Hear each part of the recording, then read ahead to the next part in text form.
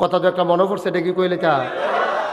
আমি না একবার ওয়াজও গেলাম মাওয়ার হেইফারো, পদ্মা নদীর হেইফারো বাবা। তা আমারে যখন দাওয়াত দিছে পরে আমার যারা বন্ধু বান্ধব অনেকে কয়, হুজুর এটাকে আপনি নতুন না আরো আগে গেছেন? আমি আবার প্রথম যাইতে আসি। তখন কিন্তু আপনার ওই পদ্মা সেতু চালু হয়েছে না, তখন ওই লঞ্চে ফারণ লাগে অথবা স্পিড বোর্ডে ফারণ লাগে। তো এইটান্ডি কয় যে সাংঘাতিক বিষয়, হ্যাঁ হ্যাঁ কইলাম আপনারা দেখবেন হোটেলওয়ালারই সবচেয়ে বাটফার। আমি কই কীরকম? কয় খানাফা তো বোয়াই দিয়া ওকে সাইডা টাইডা মজা করে খানা দিয়া যখন মাইতফাতো গিয়া সরবেন খাওয়া অর্ধেক হয়েছে আটকে একটা আইয়া কইব লঞ্চ সাইডা দিতে আছে, আপনি তো হালাই দিয়া যাবেন হেঁটে বইয়া বইয়া খাইতে আছে। আমি কই যাও কইয়া দিচ্ছেন ভালো হয়েছে, তাইলে আমিও যাইতে বুদ্ধি করিয়ে যায়। তা আমি যখন গেছি পরে আমারে যেমনে হ্যাঁ ডাকাডাকি করে মনে যেন ফ্রি খাওয়ায়, ভিতরে আসেন সেটা ডাইল ভাত খা, কোনো সমস্যা নাই, মনে হয় যেন ওইটা দাওয়াত খাওয়াইতে আছে আমারে। তো এরকম ডাইকা ডিকা নিয়ে বয়াইছে। ম্যানেজারটা আমার দেখা কি চিনছে না চিনছে কইতে পারতাম না, তখন আমার তো পরিচিত নাই, কারণ ওই ইয়ার পরে না আমার চিনারা একটু বাড়ছে। হ্যাঁ ওই ইয়ারা যে কইছিলাম যে হে ইয়ারার পরে না, ইয়ারা কখন যেত না, তোমরা যত কথা কেউ ইয়ারা আর কখন যেত না হয়। এমনি বড় বিপদে আছি, চিন্তা করছি একটা বুর্খা কিনালাম। তোমরা যা শুরু করছো আমি সাংঘাতিক বিপদে আছি। হয় মার হাবা কয় না রে মালিকাই আসেন আমার কয়, হুজুর আমি নিজে রাতে মাছের মাথাটা ধুইছি, এটা আপনি খান, ইলিশ মাছের মাথা সবচেয়ে বড় মাথা, আপনি মজা করে খান।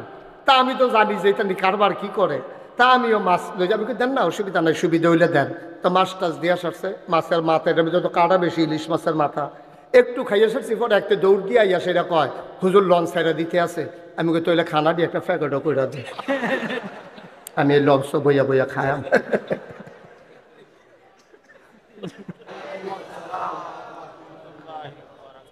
মাহফিলের জন্যে যেমন পরিবেশ দরকার একটু ঘাটতি আছে।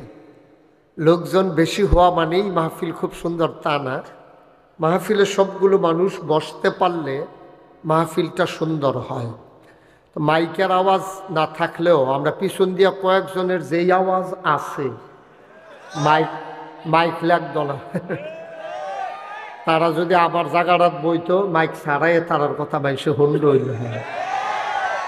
আওয়াজ বালা মাশাআল্লাহ, আমিন কর। পেছনের তারা শুনতে পায় না, তুমি মাইকটা পেছনের তারারে বাড়াই দাও, আমিন কর। মাহফিলের জন্য আরেকটু অনুকূল পরিবেশ লাগবে।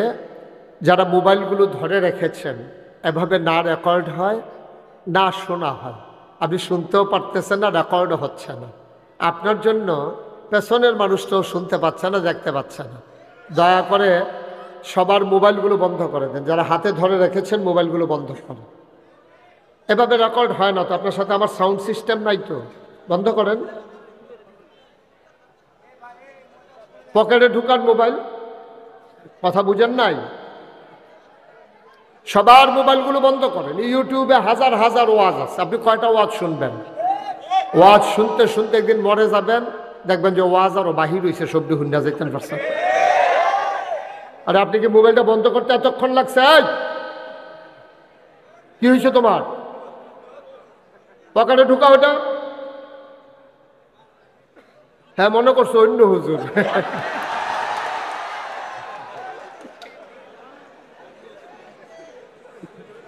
একবার বলবো সাথে কানের তো খুললো, এটা কারণ ডিফা ডাফা দিয়ে ইয়া বইছে। দেহায় দেহায়। হ্যাঁ আমিন বলেন। ওই যে মোবাইল ধরে রাখছে আপনার পেছনে, একটা মোবাইলও দয়া করে ধরবেন না। আপনি ওয়াজ শুনতে আসছেন, আপনি মনোযোগের সাথে ওয়াজ শুনেন। আপনি যদি আবার মোবাইলের ভিতরে চাইয়া থাকেন তো সারা জীবন তো ভিতরে দেখলেন, তো আমি বাড়ি শিখিতাম, তাই ভিতরে থাকতাম, এড়েওয়ালা আছেন নাকি? হ্যাঁ দয়া করে দিকটা কেউ শব্দ করবেন না। যে ভাই, আরে আপনি চুপ করে থেকে ধরো, কথা বেশি কম। আপনি চুপ করার লাগতো না, এই চুপ করার লাগতো না, বসেন। একটা শব্দ হবে না, পিন পতন নিস্তব্ধতার মাঝে কথা হবে। আর মিডিয়া নিয়ে সব জায়গায় অভিযোগ। ভাই আপনার এই চান্দিনা মাহফিলটা এখন আমেরিকা থেকে দেখতেছে, আপনি বুঝেন? এখন এটা ব্রিটেন থেকে, জার্মানি থেকে, দুবাই থেকে, সৌদি আরব থেকে, মালয়েশিয়া থেকে এখন এটা সরাসরি চলে যাচ্ছে। ওরা অনেকেই শুনতেছে দেখতেছে। তা আপনি যদি এই ফিলুইয়া ফানা করেন যে হ্যাতে হ্যাঁ বইয়া দেখতে গেলে আমরা লগে বইয়া দেখতাম পারি না, না ফিলুইয়া ফানা করি একটু কথা বলেন না আপনি, আবার কথা কয় বোকার মতো। আপনি কথা বলতে বলছি, সবাই কনা আমিন। দয়া করে একটু সুযোগ করে দিতে হবে, জায়গা অনুযায়ী আপনারা লোক বেশি হইছেন, এটা ভালো। মাহবুব ভাই, আমাদের মাহবুব হুজুর দাওয়াত দিছিল ঘর ফিসে একজন, আপনারা আইয়া পড়ছেন হাফটা, এর লেগে একটু সমস্যা হয়েছে। সামনের বছর বুঝ করে ইয়া করবো, আয়োজন করবো ইনশাআল্লাহ। এটা অনেক বছর পরে শুরু করছে তো, উনি পরীক্ষামূলক চলে না, উনি পরীক্ষামূলক ছাড়ছে আর কি, দেখি কি নমুনা, দেখছে ভালোই প্যাসেঞ্জার পাওয়া গেছে, সার্ভিস চলবো ইনশাআল্লাহ। আল্লাহ যেন কবুল করে, সবাই পড়ি আমিন। জুড়ে পড়েন। শুধু আমার দিকে তাকাই থাকবেন, হ্যাঁ, মাছের মতো নিষ্পলক নয়নে, খরগোশের মতো কান খাড়া করে, এই যে ঘুরে বসেন, এদিকে এদিকে ঘুরে আমার দিকে ঘুরে বসেন। এই মোবাইলটা রাখেন, পকেটে ঢুকান। এই পর্যন্ত 5 বার না 6 বার ধরছে, এটা লইয়ে যাবো কমেন্ট। আমিন কন, জোরে কন। উনি কইছে কারবার দেখছ, সাইডগুল দিয়ে গুছাই আনছে, আন্না দিই বাতির তলাম ভাই। মার হাবা কন। আমি অনেক মাহফিলও সেটিং চেঞ্জ করে লাইছি, মঞ্চে বইয়া যে কথা কয় না, তারারে নামাইয়া কথা কইনারে উড়াইয়া তারারে নিচে বয়াইছি। আমি আশা করি এই কাজ এখানে করা লাগবে না। আপনারা যারা বসছেন আশা করি আওয়াজ করবেন ইনশাআল্লাহ। আল্লাহ যেন কবুল করে, সবাই করে আমিন। অনুগ্রহপূর্বক যেই ভাই এখন আওয়াজ করছেন, চিৎকার দিছেন, এটা দয়া করে করবেন না, আপনার কাছে অনুরোধ। আপনি একজনের চিৎকারে যে কত বড় ক্ষতি হয় এটা আপনি বুঝেন না, এটা আপনি বুঝেন নাই। আপনারা বুঝলে, আপনারা পিটাইলেও আপনি এই আওয়াজ করতেন না। আপনি চুপ করে শুনেন, শুনতে পারবেন, চুপ করে শুনেন, আপনি শুনতে পারবেন। আওয়াজ করলে আপনি শুনবেন কেন? আপনি নিজেই তো একটা আওয়াজ। একটু পরে পরে একটা চিৎকার করে, আপনি ইশারা ইঙ্গিতে অথবা মোবাইলে কারো মাধ্যমে জানান। এত বড় একটা চিৎকার করলে মাহফিলটা আর থাকে কিছু? একদূর বিবেক তো খাটাইতে হবে ভাই। আপনি শুনেন না বলে সবার মাহফিলটা ধ্বংস করে দেবেন? আপনি কান খাড়া করে এদিকে ফিরে তাকান, খেয়াল করেন, বাড়ির চিন্তা ছেড়ে দেন। চিন্তা করতে আছেন দোকান বাজার নিতেনটি বন্ধ করছি, নি তো শুনবেন কেমনে? খেয়াল করে শুনেন, যে আওয়াজ হচ্ছে শোনার তো কথা, আমি তো শুনতে পাচ্ছি ক্লিয়ার। এখানে কয়জন মানুষ হয়েছেন আপনারা? আমি খালি মুখে ওয়াজ করলেও তো আপনারা শোনার কথা। বলেন সুবহানাল্লাহ, বলেন আলহামদুলিল্লাহ, বলেন আল্লাহু আকবার। শুকরিয়া আদায় করলাম কার? জোরে বলতে হবে কার? এটা আপনি বন্ধ করেন, বন্ধ করেন। এটা শুকরিয়া আদায় করবো কার? করে যাব কার? লস না লাভ, কম না বেশি? প্রমাণ আছে নাকি নাই? আমার আল্লাহ রাব্বুল আলামিন কুরআনুল কারীমে কত সুন্দর করে ওয়াজ করে দিলেন। আল্লাহ বলেন, লা ইন শাকারতুম লা আযীদান্নাকুম। দুনিয়ার মানুষ নামত পেয়ে যদি শুকরিয়া আদায় করবে, যেই নামত পেয়ে শুকরিয়া আদায় করবে, শুকরিয়া আদায়ের কারণে ওই নামত আমার আল্লাহ আরো বহুত গুণে বাড়িয়ে দেবেন। বলেন সুবহানাল্লাহ। আমার আল্লাহ যা বলেন তা করেন নাকি করেন না? কম কম না বেশি বেশি? প্রমাণ আছে নাকি নাই? কুরআনুল কারীমে 30 পারায় সূরা বুরুজের শেষ অংশে আল্লাহ কত সুন্দর করে ওয়াজ করে দিলেন। আল্লাহ বলেন, ফাআলুল লিমা ইউরিদ।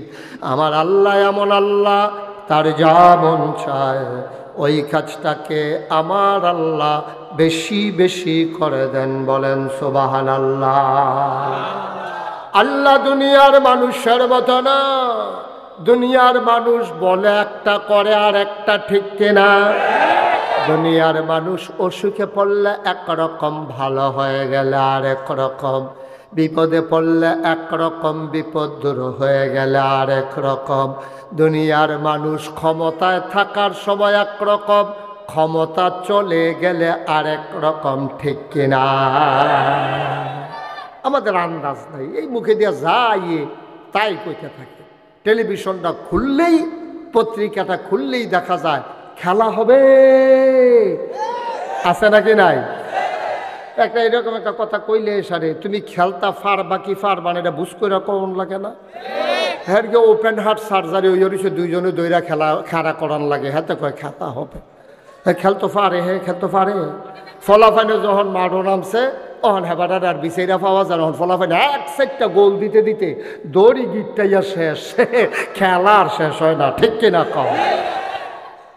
মুসলমান মন দিয়ে শোনো, আমাদের মানুষগুলো ক্ষমতায় থাকতে একরকম, ক্ষমতা চলে গেলে আর একরকম, ঠিক কিনা? আল্লাহ তাবারক ওয়া তাআলা তিনি যা বলেন তিনি তাই করে দেন, তিনি ওয়াদা খেলাফ করেন না। ওয়াদা খেলাফ করা আমার আল্লাহর জন্য শোভা পায় না, ঠিক কিনা? তিনি নিজেই নিজের ব্যাপারে ওয়াজ করে দিলেন। আল্লাহ বলেন, ইন্নাকা লা তুখলিফুল মিয়াদ। আমার আল্লাহ এমন আল্লাহ, তিনি যা ওয়াদা করেন, ওয়াদার খেলাফ করা আমার আল্লাহর জন্য শোভা পায় না, ঠিক কিনা? এই আল্লাহ আছেন নাকি নাই? ছিলেন নাকি ছিলেন না? থাকবেন নাকি থাকবেন না? আমার এই আল্লাহ কয়জন?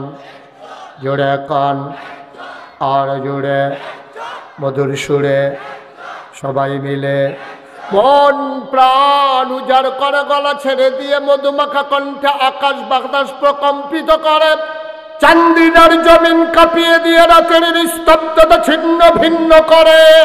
চলো ওই আল্লাহকে সবাই মিলে একটা ডাক দেয়, আল্লাহ। ও প্রাণের আল্লাহ, খুঁজে খুঁজে দেখলাম, সব কিছুর মতো পাইলাম তুমি লাম ইয়ালিদ ওয়ালাম ইউলাদ ওয়ালাম ইয়াকুল লাহু কুফুয়ান আহাদ। তিনি কারো থেকে জন্ম নেন নাই, কাউকে জন্ম দেন নাই। বন্ধু, দুনিয়ায় পীরের মতো পীর হয়, নেতার মতো নেতা হয়, মন্ত্রীর মতো মন্ত্রী হয়, আমার আল্লাহর কি মতো হয়? ওয়ালাম ইয়াকুল লাহু কুফুয়ান আহাদ, তার মতো নাই, তার লয় নাই, তার ক্ষয় নাই, তার শুরু নাই, তার শেষ নাই, তার আদি নাই, তার অন্ত নাই, তার দিগন্ত নাই, তার ডেস্ট্রয় নাই। তিনি ছিলেন, তিনি আছেন, তিনি থাকবেন, তিনি কয়জন? চলো সবাই মিলে আবারও সবাই মধুমাখা কণ্ঠে জানিয়ে দেই, লা ইলাহা, লা ইলাহা, জোরে জোরে লা ইলাহা, আর জোরে লা ইলাহা, মধুর সুরে লা ইলাহা, মাশাআল্লাহ লা ইলাহা।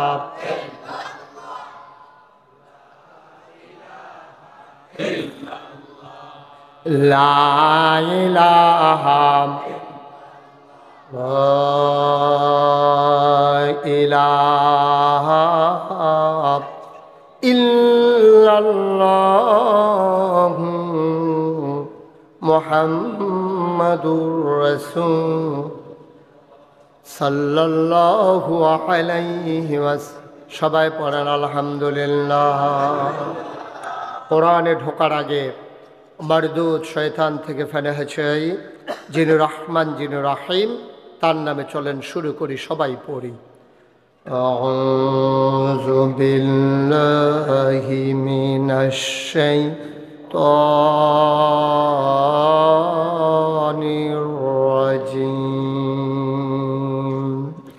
বিসমিল্লাহির রহমানির রহিম ইয়া আইয়ুহান নাবিয়্যু তাকিল্লাহ ولا تطع الكافرين والمنافقين إن الله كان عليما حكيما আমার আল্লাহ রাব্বুল আলামিন কোরআনুল কারীমে 21 পারায় সর্বশেষ একটা সূরা দিয়েছেন। সূরার নাম রেখেছেন সূরা আহজাব। এই সূরা আহজাব মদিনায় অবতীর্ণ। এখানে আয়াত আছে ৭৩টা, রুকু আছে ৯টা।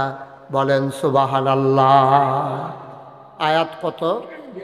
সবাই মুখস্থ করে ফেলতে হবে। আয়াত কত? রুকু। সূরা কি মাক্কি না মাদানী? মাদানী সূরা। সূরার ভিতরে ৭৩টা আয়াত, ৯টা রুকু। আল্লাহ বলছে ইয়া আইয়ুহান নবী, হে নবী। আল্লাহ নবীকে ডাকলেন, বললেন হে নবী। মুফাসসিরিন কিরাম ঐকমত্য পোষণ করেছেন, যদিও নবীকে ডেকেছেন কিন্তু এই শুধু নবী এখানে এই আল্লাহর ডাকের আওতায় না। এখানে নবীর যত উম্মত, যত দুনিয়ার মানুষ, কিয়ামত পর্যন্ত যারা আসবে, কোরআনের প্রতিটি আয়াত, প্রতিটি বাণী যেটা আমাদের জন্য হচ্ছে শিক্ষা। এই কোরআন হচ্ছে আমার তোমার জীবন বিধান, পথ চলার পথেও যদিও ডেকেছেন ইয়া আইয়ুহান নবী, হে নবী। ডাকের ভেতরে আমরাও যেন পড়ে গেছি। বলেন আলহামদুলিল্লাহ। আল্লাহ বললেন ইয়া আইয়ুহান নবী, হে নবী, ইত্তাকিল্লাহ, আপনি ভয় পাবেন শুধুমাত্র, কেবলমাত্র, একমাত্র আল্লাহকে। সুবহানাল্লাহ বলবেন না? ভয় পাবেন কাকে? কথা কয় না। ভয় পাবেন কাকে? এই কথা ডাকে ডেকে ডেকে আল্লাহ বলতেছেন নবীকে, ও নবী, আপনার কাছে অনেক কিছু আসবে। আপনার বিরুদ্ধে টিটকারি হবে, মস্কারা হবে, আপনার বিরুদ্ধে মামলা হবে, হামলা হবে, জেলখানায় থাকা লাগবে। আপনারে মানুষগুলো মস্কারা করবে, আপনার মৃত্যুর জন্য তারা ফাঁদ পাতবে, আপনাকে অযথা তারা হয়রানি করবে, আপনার কথাগুলো নিয়ে তারা ট্রল করবে, তারা টিকটক করবে, আপনার কথাগুলো নিয়ে তারা তামাশা করবে, মস্কারা করবে, আপনাকে ভয় দেখাতে চাইবে নানানভাবে, নানান শ্রেণী। ইত্তাকিল্লাহ, আপনি মনে রাখবেন আমি আল্লাহ আপনাকে বলছি, আপনি কাউকে, ওই প্রশাসন বলেন, ওই যান্ত্রিক এই আপনার যারা ক্ষমতার মসনদে আছে ওরা বলেন, প্রশাসন বলেন, র্যাব, গোয়েন্দা, কর্মকর্তা, কর্মচারী, যত ধরনের প্রভাবশালী, ক্ষমতাশালী, এলাকার সর্দার, পুঁজিপতি, রাষ্ট্রপতি, যারাই যেখানে ক্ষমতাসীন থাকুক, আপনি মনে রাখবেন কাউকে আপনি ভয় করবেন না।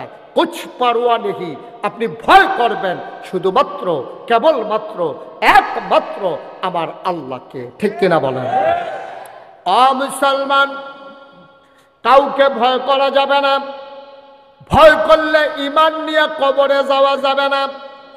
আজকে যদি আমি এখন সুদের বিরুদ্ধে কথা বলি, এই এলাকায় যারা সুদখোর ওরা বলবে হুজুরকে একটা ওয়াজে পারে আর পারে না।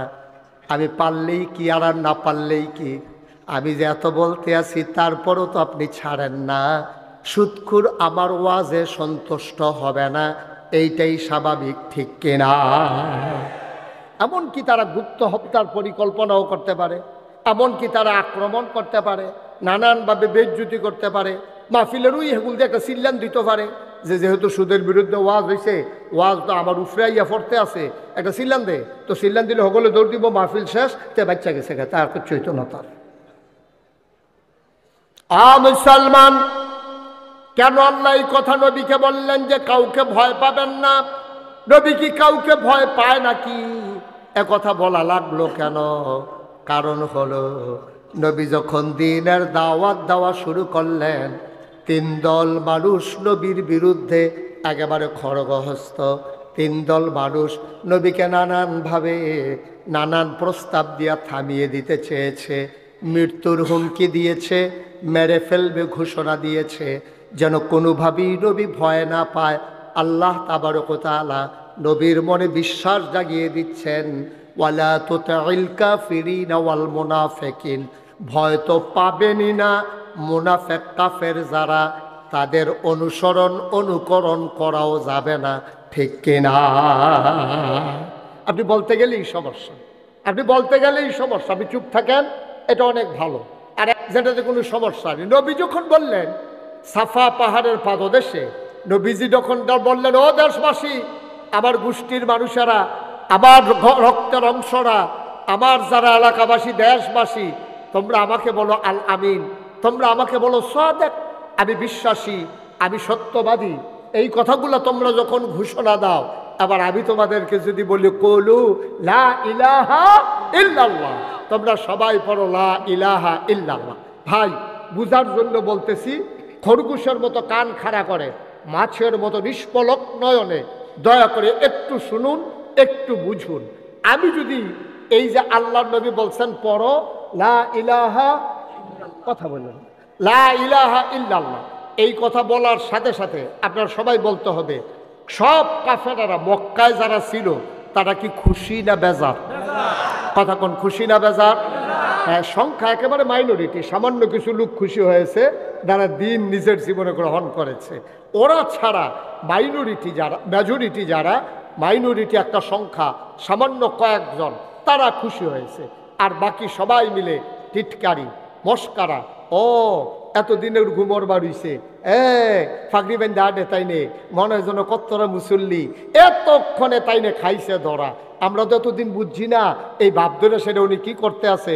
এখন আমাদের বাপ দাদার ধর্মের মুখে সুনকালি মাখাইতে আছে, 360 দেবদেবীর বিরুদ্ধে কথা কয়, কয় লা ইলাহা ইল্লাল্লাহ, আল্লাহ সারা বিলে কোনো ইলাহা নাই, মাহবুদ নাই, মাশুক নাই, মাউজুদ নাই, মাকসুদ নাই, রহমান নাই, রাহিম নাই, তেরে ওয়াদুদ নাই, রাজ্জাক নাই, কেউ বলো নাই, শুধু একমাত্র আল্লাহ। এটা সরাসরি আমাদের বিরুদ্ধে যুদ্ধ ঘোষণা। এতক্ষণে ওনার ভালো বের হয়েছে। ভাই, সত্যি কথা মনে রাখেন, ওই ময়দানটার ভিতরে সামান্য কয়েকজন লোক ছাড়া একজনও নবীকে সমর্থন করে নাই। সবাই টিটকারি মেরেছে, মস্কারা মেরেছে, মারতে ধরেছে। আবু জেহেল তো বারবার রক্ষা যায়, নবীজিরও ঘুষি দিব, কয়েকবার গেছে, তো আবার কয়েকজনে ধৈর্য রাখে। তো ঝগড়ার সময় আমরা দেশেও দেখছি লাগলে ধৈর্য রাখে, আমি কই ধৈর্যেন না, দুইজনে যদি লাগ গেলায় প্রথমে ধৈর্যেন না, প্রথমে সাইডা দিয়ে দুইজনে দুইটা খাইয়া বুঝো ঘুষি কারে কয়, এরপরে ধাক্কাইও দেখবেন ফাটাইতেন না। এই যখন টান দিয়া ধরে তার রেস্কো বাড়ে, তাই লাগনের লেগিয়া আরো শরীরের ভিতরে রেস্কো আইয়ে, এরপরে যদি আর ধরুন্যাটা যদি বেরিয়েই তো হয়, তে মনে হয় যেন দুনিয়াটা তামা করে লাগবো, একটা খাইয়াইলে তার কন্যাইও আর ফাটাইতেন না। তাই আবু জেহেল করছে কি, নবীজিরা বারবার মারতে যায় আর সবাই মিলে ধরে রাখছে। আবার আবু জেহেল আবার ভয়ও পায় যে এখন যদি আমি নবীজির গায়ে আঘাত করি, নবীর চাচা আমির হামজা, নবীর চাচা আবু তালেব, নবীর চাচা আবু লাহাব, নবীর বংশ বনু হাসিম গোত্রের লোকেরা সবাই যারা আছে, আমি মোহাম্মদরে একটা ঘুষি দিলে যদি হগলে ফিরাইয়া একটা করে দেয়, তা আমি দেন একটা ভাগে পড়ে কয়টা, একটার জায়গা তো আর একটা থাকে না, অনেকগুলো তো ফেরে যায়। এইটা আবার ডরায়। এর ভিতর দিয়ে নবীর চাচা আবু লাহাব একেবারে পাথর নিয়ে হাতে ঢিল মেরেছে এবং জঘন্য একটা গালিও দিছে, বলছে ইয়া মোহাম্মদ তাব্বালাক, ও মোহাম্মদ তোমার ধ্বংস হোক। নাউজুবিল্লাহ বলবেন না? জোরে বলবেন না নাউজুবিল্লাহ?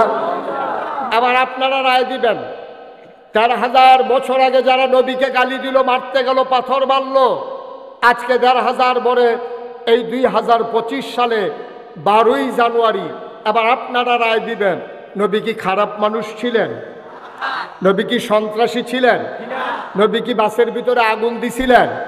নবী কি ক্ষমতা দখল করতে চাইছিলেন? চান্দিনা বাজারে ভিড় দখল দিছিলেন? তাহলে নবীরে মারতে গেল কেন? কারণটা কি? একটাই তখন শুধু কারণ ঘটেছে, নবী বলেছেন তোমরা পড়ো লা ইলাহা। আচ্ছা, তাইলে এই কথা বলার কারণে নবীরে তারা মারতে ধরে, গালি দেয়, ধ্বংস করতে চায়। আমি মুশতাক ফয়েজি, নাগাইশের পীর সাহেব, আমি যদি এখন জিকির শুরু করি, আর ফজর পর্যন্ত লা ইলাহা ইল্লাল্লাহ জিকির করি, সব মানুষ বিরোধিতা করবে দূরের কথা। সবাই এসে আমার এই দেশি মুরগির ডিম সিদ্ধ করে নিয়ে আসবে, মুরগার চাউ ছোট্ট করে বুনা করে সিডারুডি দিয়া, যে হুজুরে অনেকক্ষণ ধরে জিকির করতে আছে, বিদেশি কম্বলটা, ফুতের টেহারা, গাছের লাউডা, মাছের মাথাটা, গরুর কলজাড়া সব আইনা নাগাইশের হুজুরের রুমের চতুর্দিক দিয়া, জিকিরের চতুর্পাশ দিয়া এরকম হাদিয়া তোহফা আসতে আছে। আর এলাকার সবাই কইতে আছে, এই হুজুর যে জিকির করে, মনে হয় মাছে জিকির করে, গাছে জিকির করে, আকাশে জিকির করে, বাতাসে জিকির করে, কি সুন্দর জিকির। আমি জিকির করলে বাধা তো আসেই না, বরঞ্চ আমার হাদিয়ার অভাব হয় না। আর নবীজি ঠিক এই জিকিরটা করার কারণে নবীজির উপরে আঘাত আসলো, গালি আসলো, ওরা মারতে ধরলো, তাইলে বুঝা যা গেল কুসকুস কালা হায়, ঠিক কিনা কম? বুঝা গেল আমার জিকির আর নবীজির জিকির এক জিকির না, কারণ আমার জিকিরে কারো কিচ্ছু আসে যায় না। আর ওরা বুঝে ফেলেছে নবীর জিকির মানিছি সাংঘাতিক জিকির। আবু জাহেল বুঝেছে আমি এখন সমাজের নেতা, আমি এখন সর্দারি করি, মোহাম্মদের সুন্দর চরিত্র, একটা মিশা কথা কয় না, আগের রাইতে এই বিচারের নাম দিয়া আগের রাইতে টেহা খায় না, আমানতে টেহা মাইরা খায় না, রাস্তার গম আইছে এডিও খায় না, হগিন্ডি বেডির লিগে বিস্কুট আইছে, আমরা হেতারা সেই বিস্কুট খাইয়া বইয়া রয়েছে, ঠিক কিনা? তারা দেখছে মোহাম্মদের যে চরিত্র, সুবহানাল্লাহ বলবেন না? আমার নবীজির যে চরিত্র, যে সুন্দর অনুপমা আদর্শ, কি সুন্দর তার হাসি, কি সুন্দর তার চেহারা, কি সুন্দর তার ব্যবহার, কি মজার তার এই মেহমানদারি, এই মানুষটা যদি সমাজে কায়েম হয়ে যায়, তাইলে আমি আবু জাহেলের সর্দারি এই সমাজে আর চলবে না, ঠিক কিনা কর? কথা ঠিক কিনা কর? এটা স্বাভাবিক জিনিস, এটা স্বাভাবিক জিনিস। সব অসতের মেলার ভিতরে একজন মানুষ যখন সৎ হিসাবে প্রকাশ পায়, তখন অসৎ মানুষগুলো ডেস্ট্রয় হয়ে যায়, সততা বিজয়ী হয়ে যায়। কিন্তু আমাদের দেশে কি জানেন, অসতের এত মেলা হয়েছে, সৎ মানুষের এখনো কোনো দাম নাই, ঠিক কিনা কম? মনে করেন সব এই মাঠের ভিতরে হাজার হাজার মানুষ, আপনারা সবাই কাপড় চুপড় পরে আসছেন। এখন যদি একটা লোক একবার উলঙ্গ হইয়া, নিচেও কিচ্ছু নাই, উপরেও কিচ্ছু নাই, একবার উলঙ্গ এই মাঠের মাঝখানে আইয়া যদি দাঁড়ায়, তা আমরা সবাই মিল্লা উনার থেকে আরম্ভ করিয়া আমি মাহবুবুর রহমান আশরাফি ভাই, প্রিন্সিপাল হুজুর, আমরা এখানে যারা আছি সবাই কি বলবো? সবাই বলবো একটা অসভ্য প্রত্যাইয়া মাই দেখে রয়েছে, তার শৈলকটা কাপড় চুপড় নাই, বার করতারে কইব কি কইব না? কথা কইব কি না কর? কারণ যেহেতু আমরা সবাই কাপড় পরে রাখছি, এখন একটা উলঙ্গ মানুষ আসলে সে হবে অসভ্য। কিন্তু সবাই যদি আমরা উলঙ্গ হইতাম, একটা মানুষের গাওয়ারও এই নাগেশের ফিসাব থেকে আরম্ভ করিয়া মনে করেন কারো গায়ে এক টুকরা কাপড়ও নাই, এর ভিতরে যদি দিয়ে একজন লোক কাপড় পরে আইয়ে, আমরা সবাই মিললে তারে কি কয়া? অসভ্য না, প্রত্যেকটা টানা তুনা ফেসে বাড়াতে টানা তুনা ফেসে ইয়া বইছে। এখন এই জাহিলিয়াতের জমানায় কারবার হয়েছে এইটা। সব অসভ্যের মেলার ভিতরে একজন সভ্য নবী, তাকে তারা গ্রহণ করতে পারে নাই, সবাই মিলে তারা মারতে গেল, ঠিক কিনা কন? মুসলমান মন দিয়ে শুনো, নবী দাওয়াত দেওয়ার সাথে সাথে তিন দল মানুষ নবীর বিরোধিতা শুরু করে দিল। একদল হলো তৎকালীন সমাজের সমাজপতি যারা, তৎকালীন সমাজের নেতা যারা, এক নম্বরে ওরা বিরোধিতা করলো। কারণ হলো ওরা জানে আমার নবীর শাসন যদি আল্লাহর শাসন যদি কায়েম হয়ে যায়, সৎ লোকের শাসন যদি কায়েম হয়ে যায়, আর এই জমিনে যদি আল্লাহর আইন বাস্তবায়ন হয়ে যায়, তাইলে আবু জাহাল, আবু লাহাব, উতবা, সায়বা কারোর পাত্তা থাকবে না, ঠিক কিনা? এই জন্য এক নম্বরে দাঁড়ালো ওরা যারা তৎকালীন সমাজের নেতা ছিল। দুই নম্বরে বিরোধিতা করলো কারা? যারা টাকাওয়ালা, কোটি কোটি টাকার মালিক ছিল। তারা বুঝে ফেলেছে যদি দিন কায়েম হয়ে যায়, শতকরা 2.5 টাকা হারে কেউ ইচ্ছা করে জাকাত দিলে দেবে, নাইলে তার থেকে জাকাত আদায় করা হবে। সুতরাং সে বুঝে ফেলছে এত মেহনতের টাকা ইসলামের নাম দিয়ে আমার কাছ থেকে নিয়ে যাওয়া হবে। এই জন্য তৎকালীন পুঁজিপতি টাকাওয়ালা যারা, তারা ঘোষণা দিয়ে দিল, টাকা নাও, ইসলাম থামা, ঠিক কিনা কন? এখনো একটু কথা কয়েন, আপনি কিন্তু 2-3 বার কথা কইছেন, আমি দেখছি। একটা শব্দও করে না, বিরক্ত করে না, আমার সময় আমি পাবো কম। এটার ভিতরে দিয়ে আপনারা ফেরিঘাটের তারার মতো কাম করলে কারবার হইব। কথা তো একটা মনে পড়ছে, এটা কি কইলে চা আমি না একবার ওয়াজও গেলাম মাওয়ার হেইফারো, পদ্মা নদীর হেইফারো বাবা। তা আমারে যখন দাওয়াত দিছে পরে আমার যারা বন্ধু বান্ধব অনেকে কয় হুজুর এটাকে আপনি নতুন না আরো আগে গেছেন, আমি আবার প্রথম যাইতে আসি। তখন কিন্তু আপনার ওই পদ্মা সেতু চালু হয়েছে না, তখন ওই লঞ্চে ফারণ লাগে অথবা স্পিড বোর্ডে ফারণ লাগে। তো এইটান্ডি কয় যে সাংঘাতিক বিষয় হ্যাঁ কইলাম আপনারা দেখবেন হোটেলওয়ালারই সবচেয়ে বাটফার। আমি কই কীরকম? কয় খানা ফাতো বোয়াই দিয়া ওকে সাইডা টাইডা মজা করে খানা দিয়া যখন মাইট ফাতো গিয়া সরবেন খাওয়া অর্ধেক হয়েছে আটকে একটা ইয়া কইব লঞ্চ সাইডা দিতে আছে, আপনি তো হালাই দিয়া যাবেন হেঁটে বইয়া বইয়া খাইতে আছে। আমি কই যাও বইয়া দিচ্ছেন ভালো হয়েছে, তাইলে আমিও যাইতে বুদ্ধি করিয়ে যায়।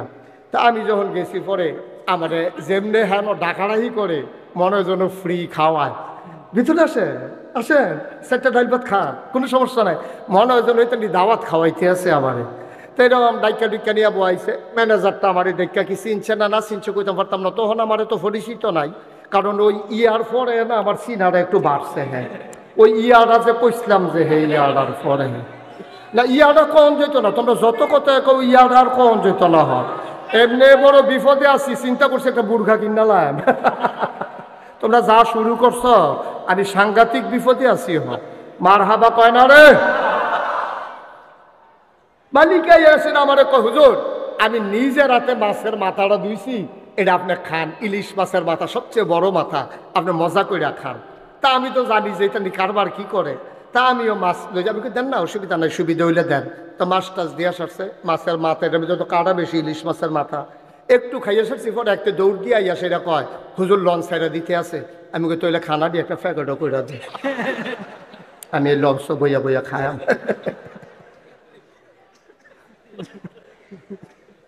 টেনশনের দরকার নাই, দাও দাও একটু দেরি হইব, তাহলে আমি কই খাইয়েই উঠি। মুসলমান মন দিয়ে শুনো, এক নম্বরে তৎকালীন জমানায় যারা সমাজের নেতা তারা আমার নবীকে বাধা দিল। 2 নম্বরে যারা টাকাওয়ালা তারা চিন্তা করলো যে এই টাকা যদি এইভাবে বৈধ অবৈধ কামাই, ইসলাম আসলে এই অবৈধ কামাই আর থাকবে না, মন যা চায় তা করা যাবে না। এই জন্য টাকাওয়ালা পুঁজিপতি যারা তারা চিৎকার করে ঘোষণা দিল টাকা দাও, মোহাম্মদের ইসলাম থামাও। ঠিক কিনা কর? আজকে বাংলাদেশে দেখবেন এখানে যেহেতু শিক্ষিত সচেতন জনগণ বেশি, এই জন্য ওভাবেই বলি, আজকে বাংলাদেশে দেখবেন যখন পহেলা বৈশাখ হয় তখন বিভিন্ন জায়গায় মেলা হয়, ওপেন এয়ার কনসার্ট হয়। এই যে কনসার্টগুলা মেলাগুলো স্পন্সর করে কারা? দেখবেন প্রাণ কোম্পানি, RFL কোম্পানি, অথবা দেখবেন বড় বড় মেঘনা গ্রুপ, অথবা দেখবেন সিটি গ্রুপ, বড় বড় গ্রুপ যারা আছে, বেক্সিমকো গ্রুপ, ওরা করে কি আপনার পহেলা বৈশাখ, রমনা বটমূলের ছায়ানটের আয়োজন, তারপরে আপনার কি বলে 31st নাইট, তারপরে 16ই ডিসেম্বরের নামে ওপেন এয়ার কনসার্ট স্টেডিয়ামের ভিতরে। এই টাকাগুলা দেয় কারা? টাকাগুলা দেয় বাংলাদেশে বড় বড় শিল্পপতি যারা, টাকার মালিক যারা, যারা আগে দাঁড়িয়ে রাখছিল বিপদ উপরে কামাই নিচ্ছে। আসেনি রে কারবা? আগে দেখলে মনে হইতো ফেরেস্তা একটা যাইতে আছে, সাদা পায়জামা, সাদা পাঞ্জাবি, সাদা টুপি, সাদা চুল, কি সুন্দর, অক্ষরে দরবেশের মতো না, দরবেশে এত সুন্দর করে আটটা যাইতো। আর যেই মাত্রতে মাইনখাসি ভাত করলো, কামাইয়া কুমাইয়া হমান। ঠিক কিনা কও? হ্যাঁ না? আচ্ছা কোন দুঃখে কল যারা ফাড়েনি কর। আচ্ছা আমরারে হেরা কয় আমরা বিলে ধর্ম ব্যবসায়ী, আমরা বিলে ধর্ম লইয়া রাজনীতি করি, ধর্ম লইয়া ব্যবসা করি। এই যে মাহবুবুর রহমান আশরাফি, উনি যে মাদ্রাসার প্রিন্সিপাল, আচ্ছা ওনারে যদি কয় আপনার গলা ছুরি লাগাইব, আর না হইলে দাড়ি কামান, উনি কইব দাড়ি কামানো যাইতো না, ছুরি লাগাইলে লাগাও। আমি মুশতাক ফয়েজি, আমার যদি 1 কোটি টাকার প্রস্তাব দেয়, 100 কোটি টাকার প্রস্তাব দেয় যে 100 কোটি টাকা দেওয়া হবে, আপনি দাড়িগুলা কামাই ফেলেন, আমার দ্বারা কি সম্ভব? কথা কথা সম্ভব? তাহলে যেই মানুষগুলো কোটি টাকার কাছে হার মানে না, যেই মানুষগুলো গলায় বুকে বন্দুক ধরলে তার ইসলাম থেকে দূরে সরে যেতে চায় না, তারা হয়ে গেছে ধর্ম ব্যবসায়ী। আর যারা রাজনৈতিক ভাবে নিজেকে প্রতিষ্ঠিত করার জন্য সুরত ধারণ করে ইসলামের সিরত হলো শয়তানের। ওরা ধর্ম ব্যবসায়ী না, আমরা ধর্ম ব্যবসায়ী, ওরাই হচ্ছে প্রকৃত ধর্ম ব্যবসায়ী। ঠিক কিনা বলো?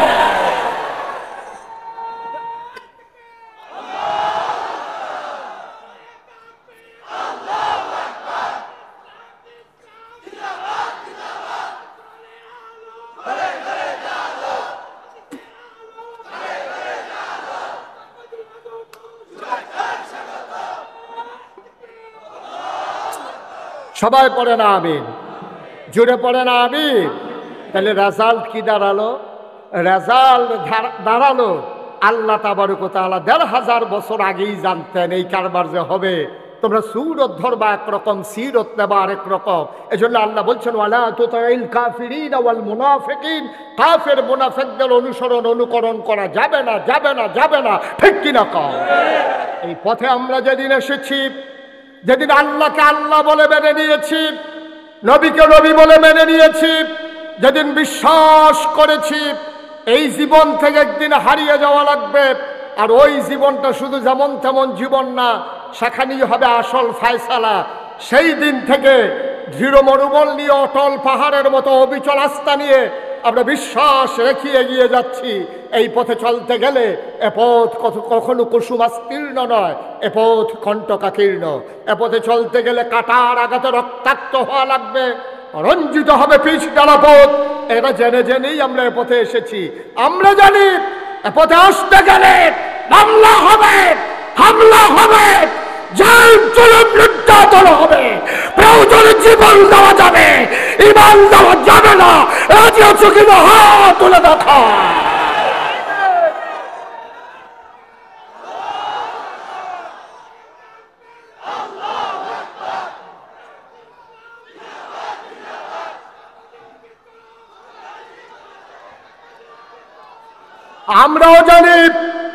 আমরাও জানি কেমন করে তাল মিলিয়ে চলতে হয়। আমরাও তাল মিলিয়ে চলতে জানি, কিন্তু আমরা বিশ্বাস করি এই দুনিয়ায় ফুলের মালার কোনো দাম নাই, কবরে যদি হয় জোতার মালা। ঠিক কিনা বলো? আর এই দুনিয়ায় যদি টিটকারি হয়, মস্করা হয়, গুম হয়, নির্যাতন হয়, নিপীড়ন হয়, মামলা হয়, হামলা হয়, ফাঁসি কাস্টে ঝুলতে হয়, বিশ্বাস আছে যেদিন কবরে যাব অপেক্ষা করছে আমাদের জন্য ফুলের মালা। ঠিক কিনা বলো? সুতরাং দুনিয়ায় ছেলেরা বসাও, তারা চুপ করে বসাও। তা কায়দা ভাইয়া লাইছে বালা, সবাই কনা আমিন, জোরে কনা আমিন। সুতরাং ভাইয়ারা, এটা কোনো হিংসি না, ঝগড়া বিবাদ না, কাউকে হ্যায়ও করা না, কাউকে খাটো করা না। বিশ্বাস করেন আপনি এই পথে যখন অবিচল আস্থা নিয়ে চলবেন, আপনার হাদিয়া বন্ধ হয়ে যাবে, আপনার উপরে টিটকারি আসবে, মস্কারা আসবে, চাকরির উপরে আঘাত আসবে, আপনাকে মানুষ টিটকারি মারবে, আপনার স্ত্রী আপনাকে মস্কারা করবে এই পথে যদি আপনি সঠিকভাবে আসেন। আজকে নতুন করে আসেন, দেখবেন আপনার স্ত্রী আপনাকে টিটকারি করে, মস্কারা করবে। আপনি দাড়ি রাখেন না, দাড়ি রাখছেন, আপনার স্ত্রী দাড়ির পক্ষে না, দেখবেন আপনার কি আগুন যাইতে আছে ঘরের ভিতরে। আপনি টের পাইছে, যার ঘরে এই আগুন সে টের পাইছে। আপনি হাতে জি কইয়াও লাভ নাই, না কইয়াও লাভ নাই, যার ঘরে এই আগুন। এখন তো দাড়ি রাখছে, তো হুজুরের ওয়াজ শুনে, 5 ওয়াক্ত নামাজ পড়ে, দাড়ি রাখছে, পাঞ্জাবি গাও দেয়, টুপি পাতার দেয়া দেয়, তার বউয়ে কি একটা কারবার চাইতে আছে ঘরটার ভিতরে, একটা আগুন জ্বলতে আছে। এর ভিতরে দিয়া হ্যাঁ তার শালিয়ে ফোন দিছে, আফা কেমন আছো? কই কি এর বালা, নমুনা খারাপ। দুলাভাই কতটা দুলাভাই আছে, মাইয়া তো সিল্লান দিয়া লাগছে, দুলাভাইয়ের কি হয়েছে? কতটা দুলাভাই হুজুর না, দুলাভাই বলে হুজুর হয়ে গেছে গা, দাড়ি রাখলো গেলে, টুপি মাথার দিল গেলে, দুলাভাই এখন হুজুর হয়ে গেছে গা, তাই দুলাভাইয়া নাই। নাউজুবিল্লাহ কইতেন না, জোরে বলবেন না নাউজুবিল্লাহ। তাইলে বিরোধিতা করলো কয় দল? 1 নম্বরে যারা রাজনৈতিক নেতা, 2 নম্বরে যারা ছিল পুঁজিপতি টাকাওয়ালা। আজকেও বাংলাদেশে ওই যে বললাম পহেলা বৈশাখে 31st নাইটে 16ই ডিসেম্বরের বিজয়ে তারা টাকা দেয়, পয়সা দেয়, কোটি কোটি টাকা কনসার্ট আয়োজন করে, স্পন্সর করে। আজকে চান্দিনা মাহফিল হয়, এখানে কোনো একটা গ্রুপ এসে বলবে না কোরআনের মাহফিল যখন হয় আর আমরা যখন মুসলমান পুরাটা খরচ আমরা কোম্পানি দিতে চাই, বাংলাদেশে কোনো কোম্পানি আয়োজন করতে রাজি না, ঠিক কিনা? ওরা বেহায়াপনা ছড়ানোর জন্য ওদের টাকা ইনভেস্ট করে, ওরা ইসলামকে ধ্বংস করার জন্যে তারা টাকা ইনভেস্ট করে, যুবক যুবতীর মাঝে অবাধ বিচরণ ছড়িয়ে দেওয়ার জন্যে, বেহায়াপনা অশ্লীলতায় আমার এই যুব সমাজকে ধ্বংস করার জন্যে ওদের যত পায় তারা ইসলামকে রক্ষা করার জন্য ওদের একটা টাকাও খরচ হয় না, ঠিক কিনা বলেন? 3 নাম্বার কারা বিরোধিতা করলো? আবার আপনারা চমকে উঠবেন, থমকে দাঁড়াবেন, আশ্চর্যান্বিত হয়ে যাবেন। 3 নাম্বারে নবীর যারা বিরোধিতা করেছে ওরা হলো তৎকালীন ধর্মগুরু, যারা তৎকালীন সময়ে পূজা দিত। আমাদের দেশে হিন্দুদের যে পূজা দেয়, তো নিজে নিজে কিন্তু পূজা দেয় না, পূজা নিয়ে ব্রাহ্মণের কাছে কয়, ঠাকুরের কাছে কয়, পুরোহিতের কাছে কয়, ভাই আমার একটা পূজা দেওয়া লাগবে, আমার বড় বিপদে আছে, ব্যবসায় বাইর খাইছি, ফলা বিদেশ যাইব, তারে বিয়া করায়, ফলা বাচ্চা হইছে, আমার একটা পূজা দেওয়া লাগবে, একটু পূজাটা দিয়া দিয়ে। এই কথা বলার পরে তখন পুরোহিত কি কয়, ঠাকুর কি কয়? ঠাকুর কয় 1 ছড়ি কলা লাগবে, 5 কেজি দুধ লাগবে, একটা ধুতি লাগবে, একটা গামছা লাগবে, নতুন একটা ফাতিলা লাগবে, একটা কলস লাগবে, আর একটা খাসি ফাডা, হেরা তো ফাডা না, একটা পাঠা লাগবে। এই সবগুলো নিয়ে আসেন, পূজা দেওয়া হবে। খুব ঠান্ডা মাথায় চিন্তা করেন। এখন পূজা দেবে একজন হরিনাথ, হরিনাথে পূজা দিব, গেছে ঠাকুর ব্রাহ্মণের কাছে, ব্রাহ্মণ তারে কইয়া দিছে কি কি লাগবো, কলার ছড়ি লাগবো, দুধ লাগবো, ফাড়া লাগবো, খাসি, তারপরে ধুতি লাগবো, গামছা লাগবো, নতুন ফাইলা লাগবো, নতুন কলস লাগবে। আচ্ছা এবার মনে করেন আজকে থেকে বাংলাদেশে সব পূজা বন্ধ, ইন্ডিয়াতে সব পূজা বন্ধ, তো যারা ধর্মগুরু, যারা ঠাকুর, যারা পুরোহিত, এখন তো তার কাছে আর কেউ পূজা দিতে যায় না। তো পূজা দিত না গেলে তার কলার ছড়িও শেষ, তার 5 কেজি দুধও শেষ, ফাড়াও শেষ, গামছাও শেষ, তার ধুতিও শেষ, তার নতুন কলসও শেষ, ফাইলাও শেষ। এবার আপনারা এখন এই ব্যাহতার কি বাংলাদেশও আছে যে আপনি কইবেন পূজা বন্ধ আর ব্রাহ্মণ ঠাকুরেরা কইবে কোনো সমস্যা নাই, বন্ধ করে দাও? এটা মেনে নেবে না। তারা চাইবে পূজা চলুক, তাইলে আমাদের ইনকামের পথ খোলা থাকুক। বাংলাদেশও একদল আলেম নামদারি, যারা নবীর কুওয়ারিস, নবীর প্রকৃত ওয়ারিস নয়, যারা জীবন বাজি রেখে নবীর দিনকে আগাই নিতে চায় না, যারা মনে করে এমনি দাওয়াত টাওয়াত খাইয়া হ্যানতে লইয়া সইয়া এই কেউ দোয়া কইরা ফার কইরা দিয়া এইভাবে বিভিন্ন সময়ে বিভিন্ন কাজ কইরা যারা বৈশা খায়, শক্ত সামর্থ্য মানুষ থাকার পরেও, এলেম কালাম থাকার পরেও সে একটা গৃহস্থিও করে না, একটা অটোও চালায় না, একটা রিক্সাও চালায় না, একটা ভ্যানও চালায় না, কোনো চাকরিও করে না, কোনো ব্যবসাও করে না, কোনো কৃষিকাজও করে না। যেই মানুষটি বইয়া খায়, তারা চিন্তা করছে ইসলাম যদি কায়েম হয়ে যায়, সবাই যদি কাজ করে খাওয়া লাগে, তাইলে তো আমার এই সবই বন্ধ। এই সবই বন্ধের জন্য তৎকালীন জমানায় একদল ধর্মগুরু যারা, তারা নবীর বিরোধিতা করেছে, ঠিক কিনা বলে? আজও এই বাংলাদেশের একদল মুসলমান নামধারী, টুপিদারি, ধোলাদারি, একদল পাঞ্জাবিওয়ালা মানুষ, তারা দেখা গেছে যে ইসলামের মৌলিক বিষয়ে কথা আসলে তারা নিজেদেরকে ইসলামের বিরোধিতা করা শুরু করে। এবং যখন ওই গণজাগরণ মঞ্চ হয়েছিল, শাহবাগের জমিনে যখন অশ্লীলতা বেহায়াপনা ছড়িয়ে পড়েছিল, তখন এই বাংলাদেশে আলেম নামদারি মানুষগুলোও বলেছে যে আমরা সবচেয়ে বড় পুণ্যের কাজ করেছি, এই বেহায়াপনায় যোগ দিতে পেরেছি, ঠিক কিনা?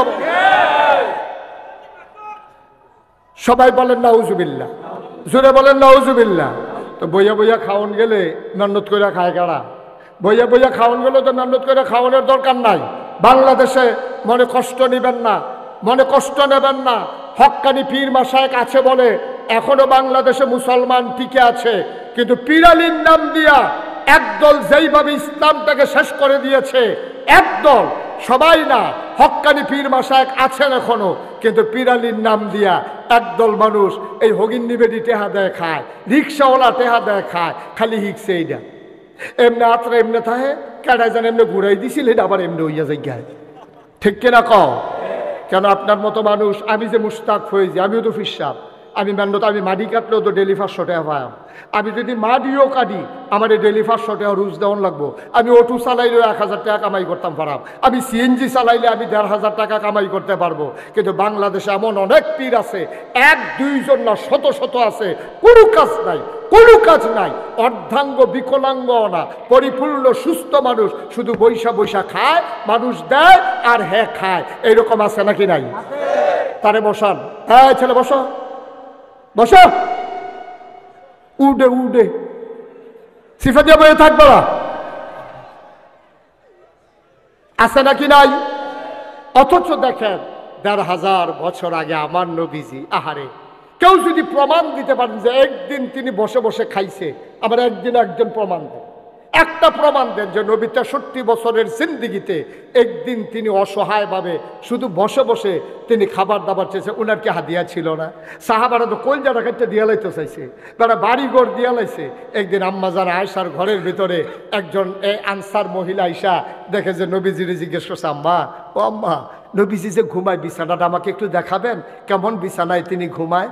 গিয়া দেখে একটা চট, এক ভাঁজ করা একটা চট এটা বিছাই রাখছে। এই চটটার উপরে হাত রাইখা মহিলারা কাঁদতেছে, আরে আমরা কত নরম বিছানায় ঘুমাই, আর নবীজির মতো মানুষ এই একটা চটের উপরে ঘুমায়। এই কথাগুলো কাঁদতেছে, বলতেছে, আম্মা, ও আম্মা, আমার ঘরে একটা তোষক আছে, উপর দিয়া চামড়া, পেছনে ভেতরে এই এই খেজুর গাছের শোভা দেওয়া, আমরা কি এটা নিয়ে আসবো? আম্মা জান আয়েশা ছোট্ট মানুষ, তিনি খুশি হয়েছেন, তিনি মনে করলেন মজাই হবে, আরাম করে শোয়া যাবে। যখন এই টাইনা দেওয়া হলো, ঈদ অবসরে নবীজি ঘরে ঢুকলেন। উনি যখন খাটের উপরে বসলেন, দেখলে একটু নরম নরম লাগতেছে। নবীজি বললেন, এইটা পাইলা কই? কয়েকজন মহিলা হাদিয়া দিয়েছে। আয়েশা, ও আয়েশা, আমার নবীজি আমার উহুদের পাহাড়, আমার আল্লাহ আমাকে উহুদের পাহাড়টা স্বর্ণ বানাই দিতে চাইছিল, আমি এটা রাজি হই নাই, আমি দুনিয়া থেকে ছেড়ে দিয়েছি। সামান্য একটা তুষকের কাছে হার মেনে যাব? ওকে ডেকে তুষকটা ফেরত দিয়ে দাও, আমার তুষক লাগবে না, আমার জন্য এই চটি আমার যথেষ্ট। সুবহানাল্লাহ বলবেন না? আল্লাহর নবী শেষ বয়সে একটু বাঁকা হয়ে হাঁটতেন, তিনি একটু কজু হয়ে গিয়েছিলেন, বাঁকা হয়ে গিয়েছিলেন। আম্মা জান আয়েশা কেঁদে কেঁদে বলতেন, নবী গো, আপনার বয়স তো এত বেশি হয় নাই, আপনার বয়স আর কত হইছে, এই বয়স আপনি কেন বাঁকা হয়ে গেছেন? আল্লাহর নবী চোখের পানি ছেড়ে দিলেন, ডাক দেয়া, আয়েশা, ও আয়েশা, তোমাকে বলা হয় নাই খন্দকের যুদ্ধের সময় আমাকে যখন সালমান ফার্সি পরামর্শ দিল যে মদিনার চতুর্পাশ দিয়ে একটা খাল খনন করেন যেন কাফেররা আমাদেরকে আক্রমণ করতে না পারে? আয়েশা গো, ও আয়েশা, খাল খনন করতে গিয়ে আমার সাহাবারা সবাই মাটি কাটতেছিল, পাথর উঠাইতেছিল, বড় একটা পাথর পড়ে গেল, এটা কোনোভাবেই উঠানো যাচ্ছিল না। জোহরের আজান পড়ে গেছে, মানুষগুলো অস্থির হয়ে গেছে, পাথর আর আলগি দেওয়া গেল না, বিরাট পাথর। নবীজির কানে যখন খবর গেল, নবীজি বললেন, সবাই সরো, এই দায়িত্ব আমার উপরে, আমাকে দাও, পাথরটা আমি সরিয়ে দেই। সুবহানাল্লাহ। আল্লাহর নবী পাথরে ধরলেন, তিনি সবাইকে সরিয়ে দিলেন। আল্লাহর নবী পাথর ধরে যেই টান মেরেছেন, রগের ভিতরে টান পড়েছে, কোমরের ভিতরে তিনি ব্যথা পেয়ে ফেললেন। তিনি আস্তে করে সোজা হয়ে দাঁড়াতে গেলেন, একটু বাঁকা হয়ে গেলেন। নবীজি কান্দে আর কয়, আয়েশা, সেই দিন যে পাথর টান দিয়ে একটু ব্যথা পাইছিলাম, এই ব্যথাটা আজ পর্যন্ত আর আমার কাছ থেকে গেল না। দুজাহানের বাদশা নবী, দুজাহানের বাদশা নবী। ভাই, ইবনে তাফসির ইবনে কাসির, একটা বিশ্ববিখ্যাত তাফসির, ইবনে কাসির দামিশকি রহমাতুল্লাহ আলাই, তার একটা হাদিস এনেছেন সেখানে নবীজির। এই হাদিসটা এত রেয়ার, আমি আর কোথাও অনেক জায়গায় খুঁজছি, আমি হাদিসটা আর পাই নাই। সেখানে ইবনে কাসির দামিশকি রহমাতুল্লাহ আলাই বলে আছেন, এমন সময় একজন বেদুইন আরব, দূর মরুভূমির গ্রামের একটা আরব মুসলমান আসছে নবীর দরবারে, এসে বলতেছে, আসসালাতু ওয়াসসালামু আলাইকা ইয়া রাসূলুল্লাহ, আসসালাতু ওয়াসসালামু আলাইকা ইয়া হাবিবাল্লাহ। নবী বললেন, ওয়া আলাইকুম আসসালাম ওয়া রাহমাতুল্লাহ, কি খবর? কই, ইয়া রাসূলুল্লাহ, আপনি কি আমাকে চিনতে পেরেছেন? কই, না, তোমাকে তো চিনলাম না।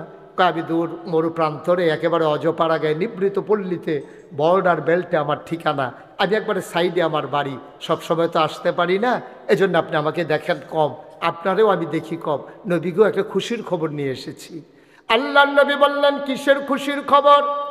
ইয়া রাসূলুল্লাহ, ইয়া হাবিবাল্লাহ, আপনি তো আমার রূহানি পিতা, আমার মেয়ে তো আপনার নাতনি, আপনার নাতনি বিয়ের উপযুক্ত হয়ে গেছে। আমি একটা ভালো ছেলে পাইয়া, নামাজি, পরহেজগার, অনেক সুন্দর উত্তম চরিত্রের অধিকারী একটা মানুষ পাইয়া তার জন্য বিয়ে ঠিক করে ফেলেছি, বিয়েও হয়ে গেছে। নবী গো, গুস্তাকি মাফ কর দিজিয়ে, বেয়াদবি মাফ করবেন, আমি আপনারে জানাইতে পারি নাই। আমি এসেছি এই জন্যে, আপনার নাতিনের বিয়েতে আপনি কি কোনো উপহার দিবেন না? সুবহানাল্লাহ বলবেন না? আপনি সম্পর্কটা দেখছেন? আপনি কি সম্পর্কটা বুঝতে পারতেছেন? কেমন সম্পর্ক থাকলে উম্মতে গিয়া নবীজিরে কয়, ইয়া রাসূলুল্লাহ, আমার ভাইয়ার বিয়া, আপনি কিছু দিতেন না?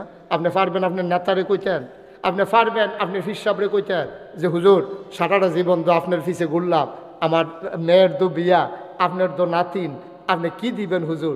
এই কথাটা বাংলাদেশে কোনো ফিস সাহেবের কাছে গিয়ে বলা যাবে? বরং ফিস সাহেব আরও আশায় থাকে, নাতিনের যখন বিয়ে হইছে একটা লুঙ্গি আর একটা ছাতি তো নিশ্চিত, ঠিক কিনা কন? ছাতি তো একটা পাবই, লুঙ্গিয়াতে কোনো সন্দেহ নাই, পাঞ্জাবির কাপড়ও দিত পারি।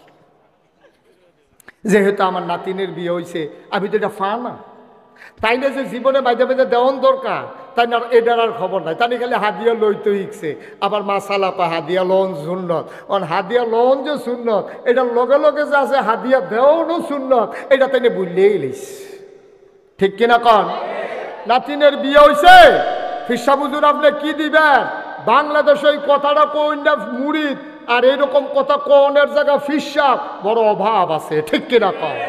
খাইতে খাইতে খাইতে খাইতে মুরিদ খালি দুনিয়া সারায়, তা বাবা দুনিয়া সারো, বাবা দুনিয়া সারো। দুনিয়া ছাড়তে ছাড়তে হেতে সব সাইডা দিছে, আর এবার খেত রাখতে রাখতে এই গ্রাম বাদ দিয়ে এই গ্রামও গেছে।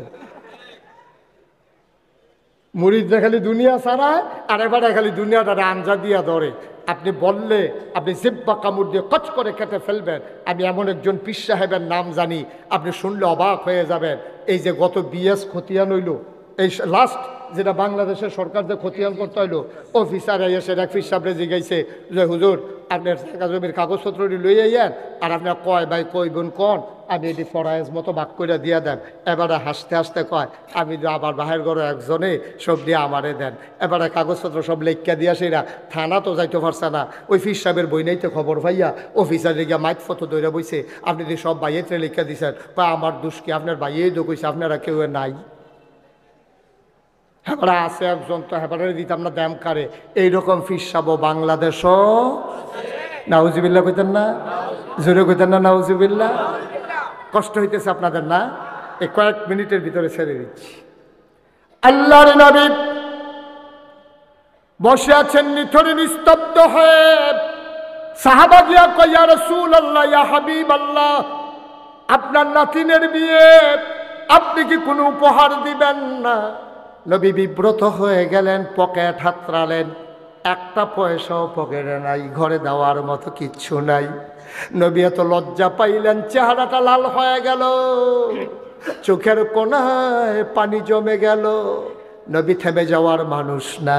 নবী বললেন, সাহাবা আমার, আগামীকালকে সকাল 11টার দিকে তুমি আইসো।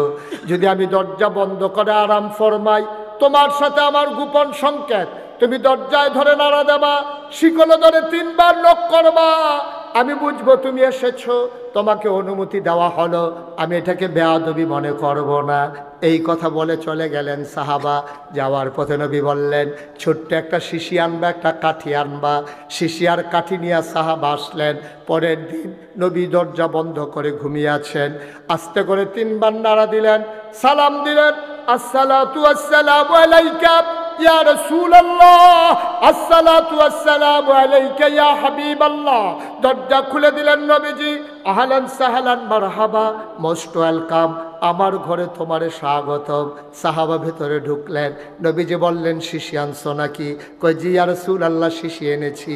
এবার সাহাবা কয়, নবী পাঞ্জাবির হাতাটা কোনই পর্যন্ত উঠালেন, 2 পাঞ্জাবির হাতা কোনই পর্যন্ত গুছাইয়া তিনি শক্ত করে এমনভাবে কচলাইতে শুরু করলেন, কচলাইতে কচলাইতে হাত দুইটা গরম হয়ে গেল, পশমের গোড়ায় গোড়ায় ঘাম জমে গেল। আল্লাহ নবী বললেন, শিশি এনেছো নাকি? কয় হ্যাঁ ইয়া রাসূলুল্লাহ এনেছি। এবার নবী হাতটা বাঁকা করলেন, বললেন কনুর কাছে শিশিটা ধরো। শিশিটা ধরা হলো, জমা ঘামগুলো ফোঁটা ফোঁটা করে শিশির ভিতরে পড়তেছে, 2 হাতের ঘাম। এবার 2 হাত অর্ধেক করে শিশিটা ভরে গেল। আল্লাহর নবী মুখটা বন্ধ করে কাঠিটা হাতে দিয়া ডাক দেয়া কয়, সাহাবারে, ও সাহাবা, গরিব নবী তোমার, ইচ্ছে করলেই একটা দাবি উপহার দিতে পারলাম না। একবেলা খাইলে আরেক বেলায় চুলায় আগুন জ্বলে না, না পারলাম দিতে কানের দুল, না পারলে দিতাম একটা নাকের ফুল।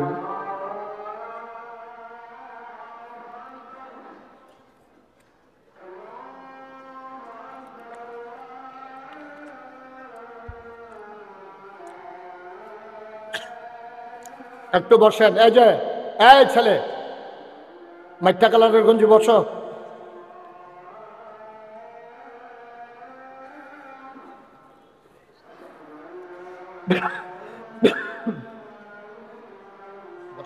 শেষ করে দিন, জামাতে ঠিক থাকবে, 20-এ 25-এ।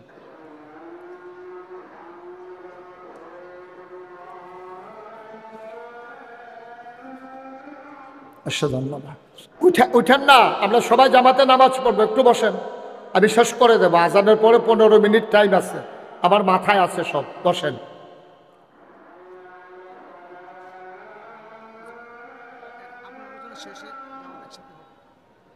ওরা তো আজানটা একটু থামাইতে পারলেন না, 15 মিনিট। ওকে ফাইন, আমি আর একটু কথা শেষ করি, অসুবিধা নেই, সমস্যা। এই যে ভাই, কি করতেছেন আপনি? আর আসতেন যা পরে পরে বইয়ে থাকেন, শিখবেন।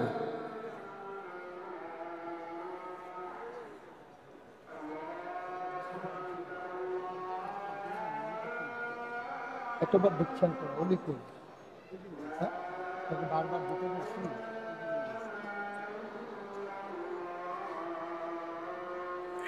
আল্লাহুম্মা সাল্লি আলা সাইয়্যিদিনা মুহাম্মদ। সবাই পড়েন আমিন। 2-1 ভাই উঠতেছিলেন, এটা না, এরকম না, বিষয়টা এরকম না। প্রস্রাব তো ধরতেই পারে। আপনি ঢাকা থেকে বাসে উঠছেন, প্রস্রাব ধরছে, চান্দিনা আসার আগ পর্যন্ত কতবার আপনি কইছেন কন্ট্রাক্টরে কই গেট লক, চাকরি থাকতো না। আপনি এই ফেসাব লই আইয়া পড়ছেন না চান্দিনা, তো মাহফিলও ফেসাব ধরলে করণ লাগবে, এটা কইছে কাটা, একটু বইলেই তো হয়। কই দেন, অসুবিধা নেই। আমিন কন, জোরে কন, আরো জোরে। আমি শেষ করে দিচ্ছি, যে কথাটা শুরু করেছিলাম শেষ করবো না, ছেড়ে দেব। সবাই কন আমিন। বন্ধুরা আমার, ভাইরা আমার, এবার আল্লাহর নবী চোখের পানি ছেড়ে দিয়ে কয়, সাহাবা আমার, তোমার গরিব নবী একবেলা খাইলে আর একবেলা খাবার নাই। একদিন চুলায় আগুন জ্বললে 3 দিন চুলায় আগুন জ্বলে না। তোমার মেয়ের বিয়েতে খুব আশা ছিল বড় একটা উপহার দেব, কিন্তু দেব কেমনে? গরিব নবী তোমার, দিতে পারলাম না একটা নাকের ফুল, 2টা কানের দুল, পারলাম না গলার মালা, হাতের বালা, বেনারসি কাঁথান, কোনো কিছুই তোমার মেয়েকে দেওয়া হলো না। ঘরে এসে তালাশ করলাম, বিয়েতে দেওয়ার মতো কি আছে তোমার মেয়ের জন্যে? অনেক তালাশ করার পরেও কোনো জিনিস পাই নাই। তোমারে কথা দিয়েছি উপহার দেব, বাবা কিচ্ছু দিতে পারলাম না। এই যে আমার গায়ের পসিনা, এই যে পসিনা মুবারক ঘাম, এটা তোমার শিশির ভিতরে দিলাম, মুখটা বন্ধ করে নিয়ে যাও।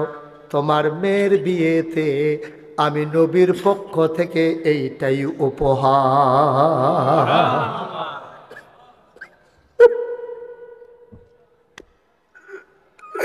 কি নবী আমার, এই নবী তোমার আমার নবী, কলিজার ভিতরে মায়ায় ভরা। আল্লাহ কোরআনুল কারীমে কত সুন্দর করে ওয়াজ করে দিলেন, ফাবিমা রাহমাতিন মিনাল্লাহ, ফাবিমা রাহমাতিন মিনাল্লাহি লিনতা লাহুম ওয়ালাউ কুনতা ফাজ্জান গালিজাল কলব লানফাদ্দু মিন হাওলিক ফাআফু আনহুম ওয়াস্তাগফির লাহুম ওয়াশাবিরহুম ফিল আমর ফাইযা আযামতা ফাতাওয়াক্কাল আলাল্লাহ ইন্নাল্লাহা ইউহিব্বুল মুতাওয়াক্কিলিন। কলজাটা ভরা নবীর মায়া, দুনিয়ার মানুষের জন্য, সমস্ত প্রাণীর জন্য মায়ার মায়া। এই নবী বিয়েতে কিচ্ছু দিতে পারলেন না, নিজের গা থেকে ঘাম মুবারক বের করে এক শিশি ঘাম ওই ওবাদুইন আরবের হাতের ভিতরে দিয়ে কয় এইটাই তোমার মেয়ের বিয়েতে উপহার। সাহাবা মাথা নিচু করে বাড়ির দিকে রওনা করলেন। মেয়েটা বাড়ির আঙ্গিনায় দাঁড়িয়ে আছে, নবী উপহার দেবে, বাবা নিয়ে আসবে। ছোট্ট মেয়ে, একেবারে কিশোরী মেয়ে, মেয়েটার মনে বড় আনন্দ, নিশ্চয়ই নবী ভালো একটা উপহার দেবে। উপহার পেতে কান্না ভালো লাগে। মেয়েটা অপেক্ষমান, বাবা কেন আসে না? বেলা পড়ে যায়, বাবা কেন আসে না? দূরে মরুভূমির মাঝে তাকিয়ে দেখে একটা মানুষ ক্লান্ত পরিশ্রান্ত হয়ে আগায় আসতেছে। বাড়িটা ছিল বিচ্ছিন্ন একটা জায়গায়। মেয়েটা যখন দেখলো, দূর থেকে বুঝলো আব্বা আসতেছে, মেয়েটা দিল দৌড়, মাঠের মাঝামাঝি চলে গেল, বাবাকে জড়িয়ে ধরলো। দেখে হাত খালি, বলে বাবা আমার বিয়ে থেকে আমার নবীজি কোনো উপহার দেয় নাই, কিচ্ছু কি দেয় নাই আমার নবী? লোকটা কান্দার কয়, হবে তোর ভাগ্য বড় ভালো, তোর প্রথমে আসমানের নিচে জমিনে আর আছে কিনা আমি জানি না, সবচেয়ে দামি উপহারটা তুই পেয়ে গেছস। আব্বা কই উপহার? লুঙ্গির খুঁট থেকে বের করলেন ছোট্ট একটা শিশি। যখন বের করার সাথে সাথে পুরা এলাকাটা সুগন্ধে ভরে গেল। মেয়েটা কয়, বাবা এটা কি? কয়টাই তোর বিয়েতে নবীর দেওয়া উপহার। নবী নিজের হাতে ঘাম বের করে তোর জন্য শিশিতে ভরে দিয়ে দিয়েছেন। মেয়েটা খপ করে হাতে নিল, চোখে মুখে লাগালো, বুকে লাগালো, চিৎকার করে কয়, বাবা গোটা পৃথিবীটা যদি নবীজি আমারে দিত আমি এত খুশি হইতাম না, নবীর গায়ের আতর পেয়ে আমি যত খুশি হয়েছি।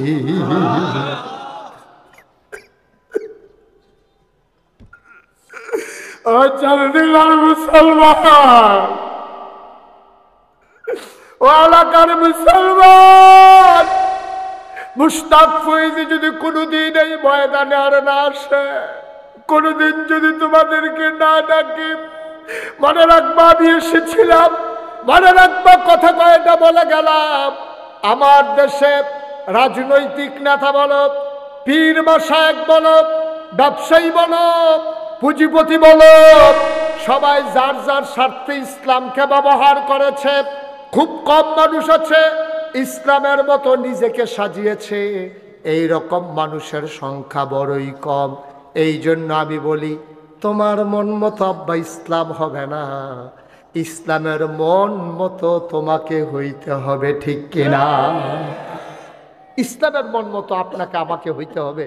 বাবা এইটা যদি আপনি মেনে নিতে পারেন, এটা যদি ডিটারমাইন্ড হন, আপনি যদি সিদ্ধান্ত নেন যে হ্যাঁ আমি আমার পীরকে ওইক্ষণ পর্যন্ত মানব যিনি যতক্ষণ পর্যন্ত ইসলামের মৌলিক বিষয় আপোষ করেন না ততক্ষণ পর্যন্ত আমি আমার পীরের সাথে আছি। আমি যখন দেখব আমার পীর নামাজের দিকে উৎসাহিত করে না, আমার পীর রোজার দিকে উৎসাহিত করে না, আমার পীর সুদখুর ঘুষখুর মদখুর সমান তালে সবার থেকে হাদিয়া দেয়, আমি বুঝবো এই পীর পীর না, এই পীর পীর নামের কলঙ্ক, ঠিক কিনা বলো? এইটাই যদি আমরা সিদ্ধান্ত নিয়ে আগাই যেতে পারি, এটাই যদি সিদ্ধান্ত নিয়ে আগাইতে পারি, মৌলিক বিষয়ে কখনো তো ফারাক থাকতে পারে না, কোনো মতবিরোধ থাকতে পারে না। কেন? আপনি নামাজের ব্যাপারে তো কোনো দ্বিমত নাই। এই যে ফরজ নামাজ, ফজরের নামাজ 2 রাকাত, জুহরের নামাজ 4 রাকাত, আসরের নামাজ 4 রাকাত, মাগরিবের নামাজ 3 রাকাত, এশার নামাজ 4 রাকাত, এই ফরজের ব্যাপারে কারো কোনো দ্বিমত নাই।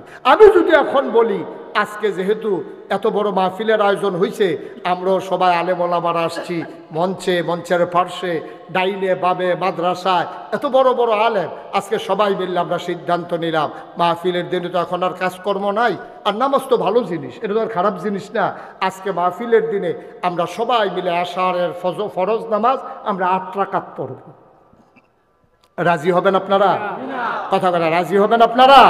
কেউ রাজি হবেন না। তাইলে আল্লাহ এক, এই ব্যাপারে আমাদের কারো কোনো দ্বিমত নাই। নবীজি একজন, এই ব্যাপারে তো কারো দ্বিমত নাই। এই কোরআন আমাদের সংবিধান, এই ব্যাপারে তো কারো দ্বিমত নাই। 5 ওয়াক্ত নামাজ, এই ব্যাপারে দ্বিমত নাই। ফরজ রোজা, এই ব্যাপারে দ্বিমত নাই। ওয়ালিল্লাহি আলান নাসি হিজ্জুল বাইতি মান ইসতাতা ইলাইহি সাবিলা, সামর্থ্য থাকলে হজ করা, এই ব্যাপারে দ্বিমত নাই। ওয়া আতুজ যাকাত, যাকাত প্রদান করা, এই ব্যাপারে কারো দ্বিমত নাই। দ্বিমত কোন জায়গায়?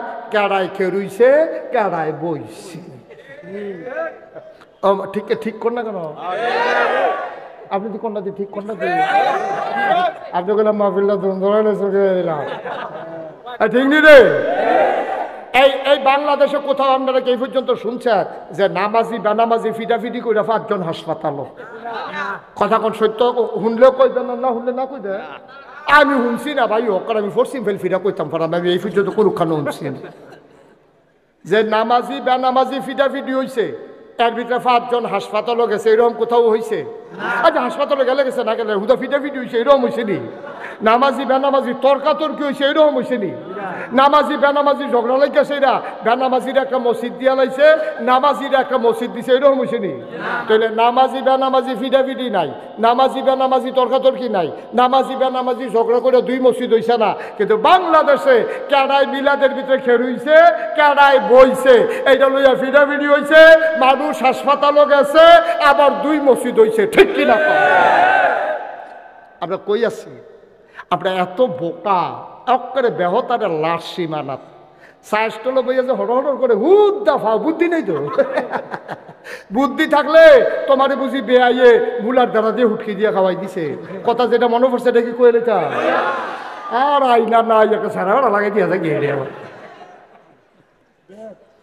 বেআইয়ে বেআইয়ে। এবার ফলা বিয়া করাইছে দাউদকান্দি। কি কান্দি? দাউদকান্দি। এবার এমন বুদ্ধিমান বেআই পাইছে, এই বেআইয়ে শান্তিরাতে গেলে হেবারে বেআই এত মেহনত করে আইছে, নিশ্চয়ই খিদা আছে, রেডিমেড যা আছে খাইয়ালাম। তো রেডিমেড যা আছে খাইয়াল, তো রেডিমেড একটা মানুষের রোল খিতা থাকে, মূলার দ্বারা দিয়ে হুটকে দিয়ে রাঁধছে, এরপরে গিয়া কচু শাক রাঁধছে, এরপরে গিয়া ডাইল রাঁধছে, এইটা দিয়ে বেআইরে খাওয়াইছে। এবার আপনারা বলতে হবে সান্দিনার বেআইয়ে কি জিতছে না ঠকছে? মা কথা কেন জিতছে না ঠকছে? সান্দিনার বেআইয়ে একটু সহজ সরল বেআইন মশাল্লা লাগবেন না। আইসে পরে জিগাইতে আছে কি দিয়া খাওয়াইছে বেআইয়ে? কয় রেডিমেড। বেআইর তো টান বেশি তো আমার লাগিয়া, ওই কইছে রেডিমেড খাইয়া লাইতাম। কয় টান বেশি? হ্যাঁ আপনি বেআইর চালাকি ধরতেন পারবেন? বেআই বাচ্চা সারা আইয়া পড়ছে, কয় মনে নাই হেই বেআই না আমার। আপনি এই বেআইয়ে বুঝে আপনার টান বেশি দিকে রেডিমেড খাওয়াই লইছে। কয় কয় তো রেডিমেড কিতা খাওয়াইছে? কয় মুলার দ্বারা দিয়ে হুটকি দিয়া আর কচু শাক আছে আর ইয়া ডাইল দিয়া। এই দিখাইতেন না আপনি দাউদকান্দি গেছে, আমরা কোনো খানার অভাব আছে। আরেকবার যাইতে আপনি এই ইলিটগুঞ্জ নেন না, চাটা খাইয়ার পরে যাইবেন, দেরি হইলেও যেন কোনো সমস্যা না হয়।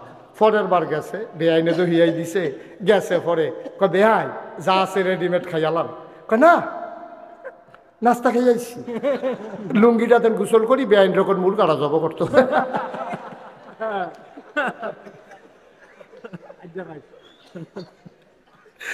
এখন এই দাউদকান্দির বেআইয়ে কি জিতছে না ঠকছে রে? সান্দিনার বেআইয়ে জিতছে। শয়তানে তো খারা আদুব্বুম মুবিন, এটা হলো শয়তানের হেডকোয়ার্টার। হ্যাঁ তো চ্যালেঞ্জ করছে, তোমার বান্দা কেমনে জান্নাতে যায় আমি এটা চাইয়া দিতে আসি। এই কথা কন্যা শয়তানে তোমার এটা আকাম কুকামও লাগাই দিছে।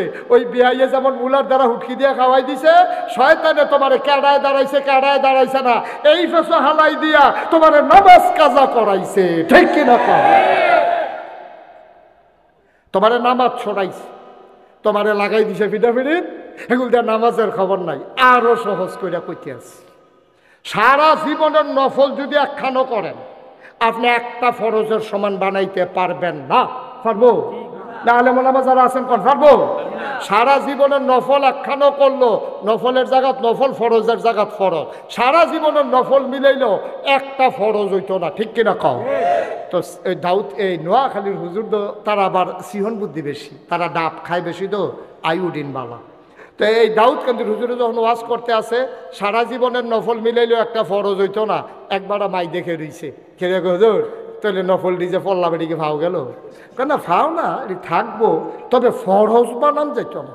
হ্যাঁ বেড়াই খেয়ে হুজুর তারপরেও কুদুর যদি কইয়া দিতেন কয়টা নফল মিলাইলে একটা ফরজ হয়, তাহলে কাম লাগলে বাড়াইয়া কয়টা ফরজ নফল করতাম। হুজুরে কয় জীবনে তো এই প্রশ্ন কেউ করছে না, যে 40 বছর ধরে ওয়াজ করতে আসি কয়টা নফল মিলাইলে একটা ফরজ হয়, এই কথা তো কেউ এই পর্যন্ত জিজ্ঞাসা না।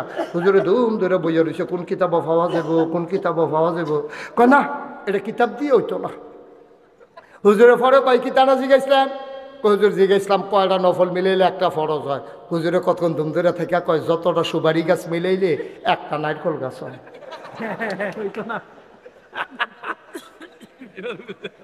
1 কোটি সুপারি গাছ মিলাইলে তুমি যেমন একটা নারিকেল গাছ বানাইতে পারবা না, সারা জীবনের নফল মিলাইলে ফজরের একটা সাজদার সমান বানাইতে পারবা না, ঠিক কিনা? তোমার নফল লাগাই দিয়া ফরজ তরক করাইতে আছে। তুমি দাউদ কান্দির বেআইয়ের শখ করো পড়ছ, তোমারে মুলার দ্বারা হুটকি দিয়া দিয়া খাওয়াইতে আছে। তুমি ফানা হইলা মুরগা, তোমারে লাগাই দিছে মুলার দ্বারা দিয়া হুটকি দিয়া। আব্বা তুমি বুঝছো না তোমারে যে কি ধরা খাওয়াইছে। শয়তান নানান সুরতে তোমার কাছে আইয়ে কোনো শয়তান করলাম 2 জাতের, এটা আপনারা হুমসান না বোধ হয়, মিনাল জিন্নাতে ওয়ান নাস। শয়তান জিনের ভিতরে আছে, মানুষের ভিতরেও আছে।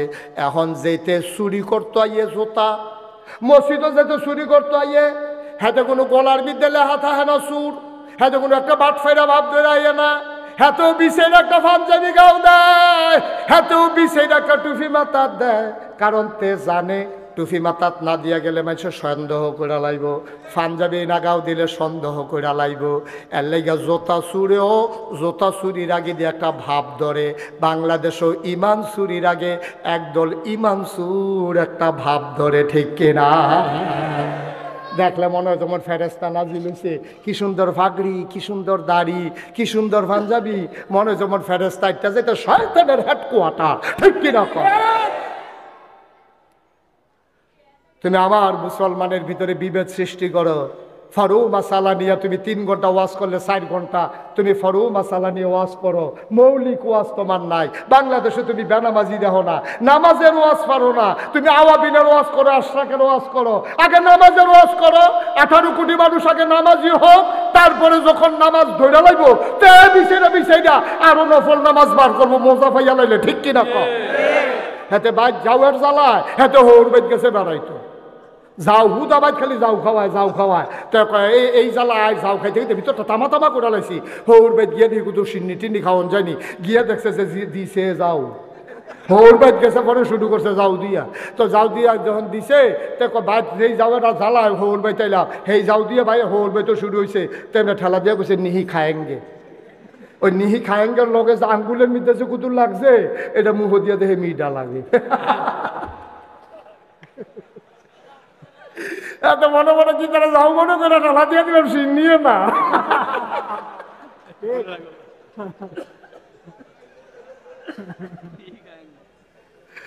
ও চান্দিনার মানুষ মন দিয়ে শুনো,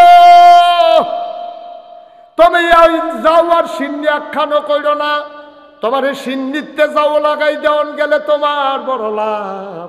ও ভাই হাতে ধরে বলে যাই, পায়ে ধরে বলে যাই, আজকে মুসলমান একটা ক্রাইসিস পিরিয়ড ওভারকাম করতেছে। এর ভিতরে দয়া করে বিভেদ সৃষ্টি কইরো না, বিভেদ সৃষ্টি কইরো না, বিভেদ সৃষ্টি কইরো না। মৌলিক বিষয়গুলো সবাই এক হয়ে যাও। আমাদের আল্লাহ কয়জন? নবী, কোরআন, ইসলাম একটা, কেবলা সব আমাদের এক। আমরা কেন দলে দলে আজকে অনেক? ভাই যতদিন তোমরা অনেক থাকবা ততদিন তোমরা মাইর খাবা।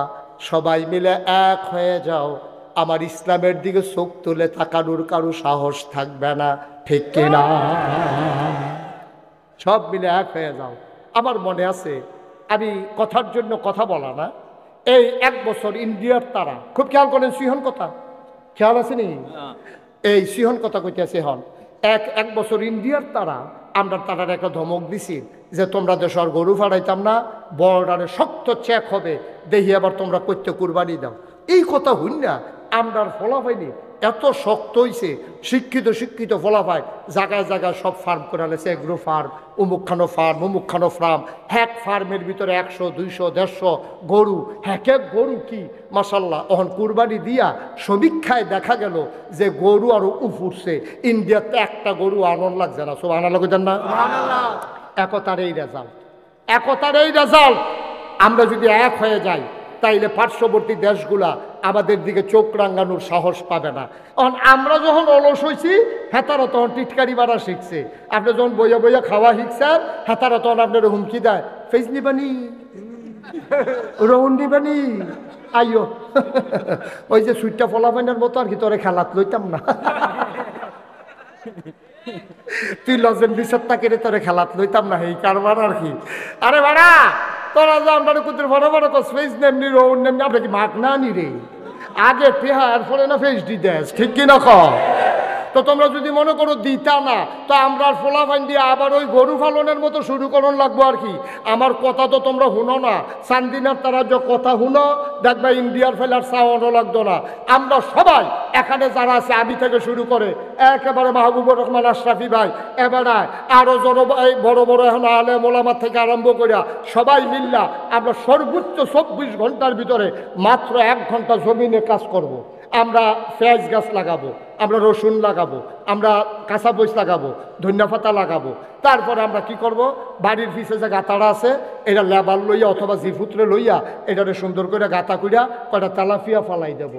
তেলাপিয়া আর আম্মারে কয়াম, আমরা যার যার ওয়াইফরে কয়াম যে যার যার উড়ান আছে উড়ানের ফইডার কোনাটা দিয়া কয়টা লাউয়ের দানা কয়টা সয়ের দানা লাগাই দিব।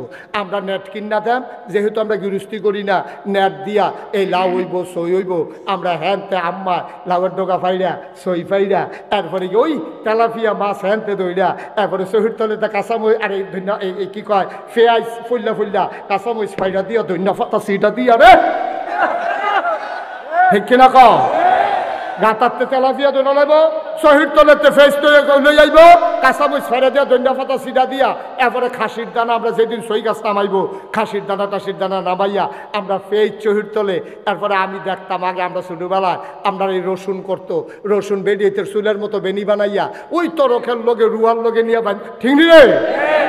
আম্মাই হ্যানটা নামাইয়া চেঁচা দিয়া এই ডাইল বাগার দিয়া লাইতো। আমরা যদি আবার নিজেরা এই মানুষগুলো এখানে যারা আছি আমরা যদি সবাই মিলে আজকে সিদ্ধান্ত নেই আমাদেরকে আর কাউকে চোখ রাঙ্গাতে দেব না, টিটকারি মস্কারা করতে দেব না। আমরা যদি নিজেরা ফেস করা শুরু করি, নিজেরা রসুন করা শুরু করি, ধন্যবাদ ধন্যপাতা কাঁচামরিচ লাগান শুরু করি, ফিসের গাতাটার মতো করে তেলাপিয়া হালাই রহি, দেখবা যে আমরা স্বয়ং সম্পূর্ণ হয়ে যাব। এরপরে এটি কোনো রাহুন্য জিনিস না। আনারস ফাইকা গেলেগা একদিনের তো 2 দিন রাখবা, এরপরে ফসা ধরবো। আমরা যদি না আনি, কাডল ফাইকা সারলে তারা না খাইয়া যদি থাকবো, আমরা যদি না আনি তখন তারা কী করবো, ফেস কুড়ে 1 বছরের আরেক বছর রাহন জানা এটি খাওয়ন লাগবে। আমরা যখন এরপরে আনতাম না, যখন কেউ তো আমরা রয়ে গেলে আমরা রান্নাম কিনতাম, এরপরে ইন্ডিয়ার তারা কাটা তারের বেড়ার কাছে আইয়া তোমরা ডাক দিব, দুলা ভাই দুগলা ফেস নিয়ে আমরা তো নিহি খায়েঙ্গে শহীদ তোলে, ঠিক কিনা কালাফেন? কথা দেখুন হচ্ছা, কথা দেখুন হচ্ছা, তৈলে ইন্ডিয়ার তারা আমরা ফেস দিয়ে ডর দেখাইতে পারলো না, ঠিক কিনা ক? আজকে চলো এই 56,000 বর্গ মাইলের বাংলাদেশ, টাকনাফ থেকে তেতুলিয়া, রূপসা থেকে পাথুরিয়া, আবার 18 কোটি মানুষ। আমি হিন্দু বৌদ্ধ খ্রিস্টান বুঝি না, আমি জৈন ফার্সি নিগোষ্ঠীর মানুষ বুঝি না, সবাই মিলে আমরা বাংলাদেশি। যেহেতু এই বাংলাদেশের ভূখণ্ডে বাস করি, এই দেশ আমার দেশ, এই দেশের দিকে যারা চোখ তুলে তাকাবে ওই চোখ জায়গা মতো থাকবে না, ঠিক কিনা বলো? সুতরাং আসুন সবাই মিলে আমরা ঐক্যবদ্ধ হই, সবাই মিলে আমরা একতাবদ্ধ হয়ে সবাই মিলে জানান দেই এই দেশ আমার দেশ, আমার ধর্ম ইসলাম, আমার রব আল্লাহ, আমার নবী মুহাম্মদুর রাসূলুল্লাহ, আমার জীবন বিধান সংবিধান আমার কোরআন। যদি দীপ্ত শপথ নিতে পারো, খোদার কসম, খোদার কসম, পূর্ব আকাশে সূর্য ওঠা যেমন সত্য, পশ্চিমে অস্ত যাওয়া যেমন সত্য, চতুর্দশী পূর্ণিমার চাঁদ যেমন আকাশে হাসে ফকফকা জ্যোৎস্না বিলায় এটা যেমন সত্য, আল্লাহর জমিনে আল্লাহর দ্বীন কায়েম হওয়া তার চাইতে আরো বেশি সত্য, ঠিক কিনা বলো? এর জন্য যা করা দরকার চান্দিনের মুসলমান প্রস্তুত আছো কিনা হাত তুলে দেখা।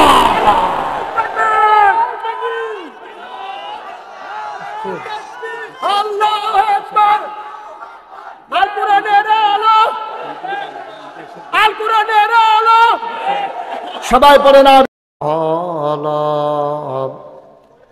ফিল কুরআনিল মাজিদ ওয়া ফি ফুরকানিহিল হামিদ। সবাই পড়ুন। আউযু বিল্লাহি মিনাশ শাইতানির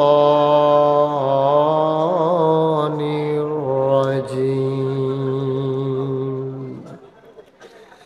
বিসমিল্লাহির রাহমানির রাহিম।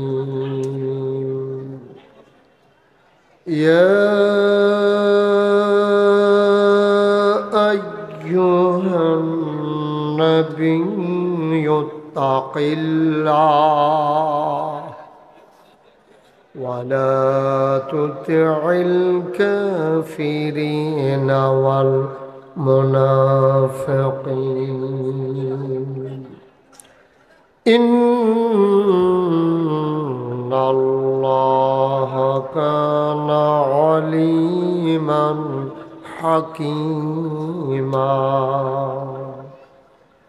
واتبع ما يوحى إليك من ربك إن الله كان بما تعملون خبيرا. وتوكل على الله وكفى بالله وكيلا. إن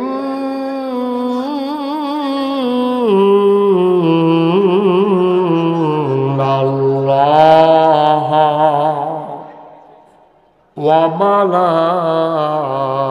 وملائكته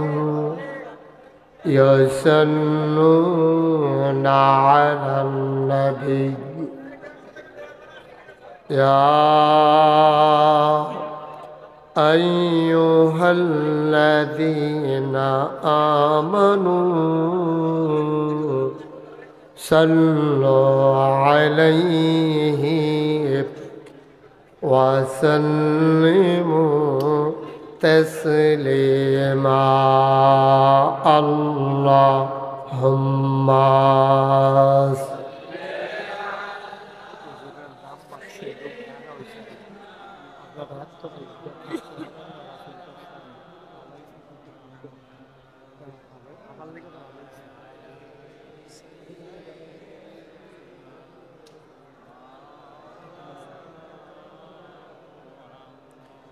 জোরে সুরে মহাব্বতের সাথে গলা ছেড়ে দিয়ে পড়ুন আল্লাহুম্মা।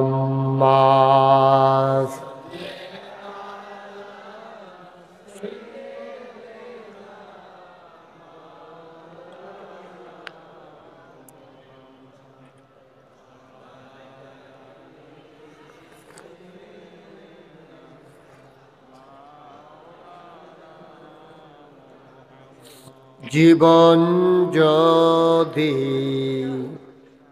যায় চলে যাক, ঈমান ছাড়া যাবে না। জীবন যদি যায় চলে যাক, ইসলাম ছাড়া যাবে না। ঈমান যদি ছাড়ো বন্ধু ইসলাম যদি ছাড়ো বন্ধু আল্লাহর জান্নাত পাবে না আল্লাহুম্মা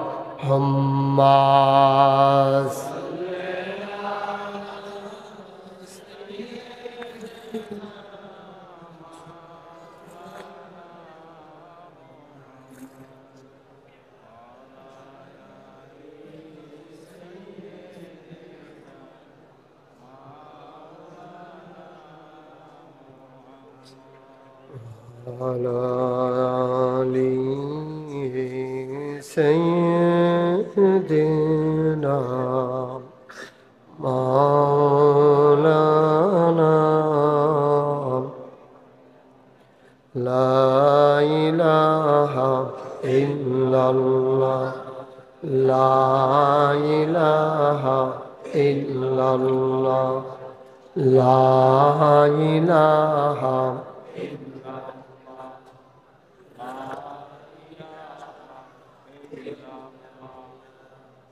لا إله لا إله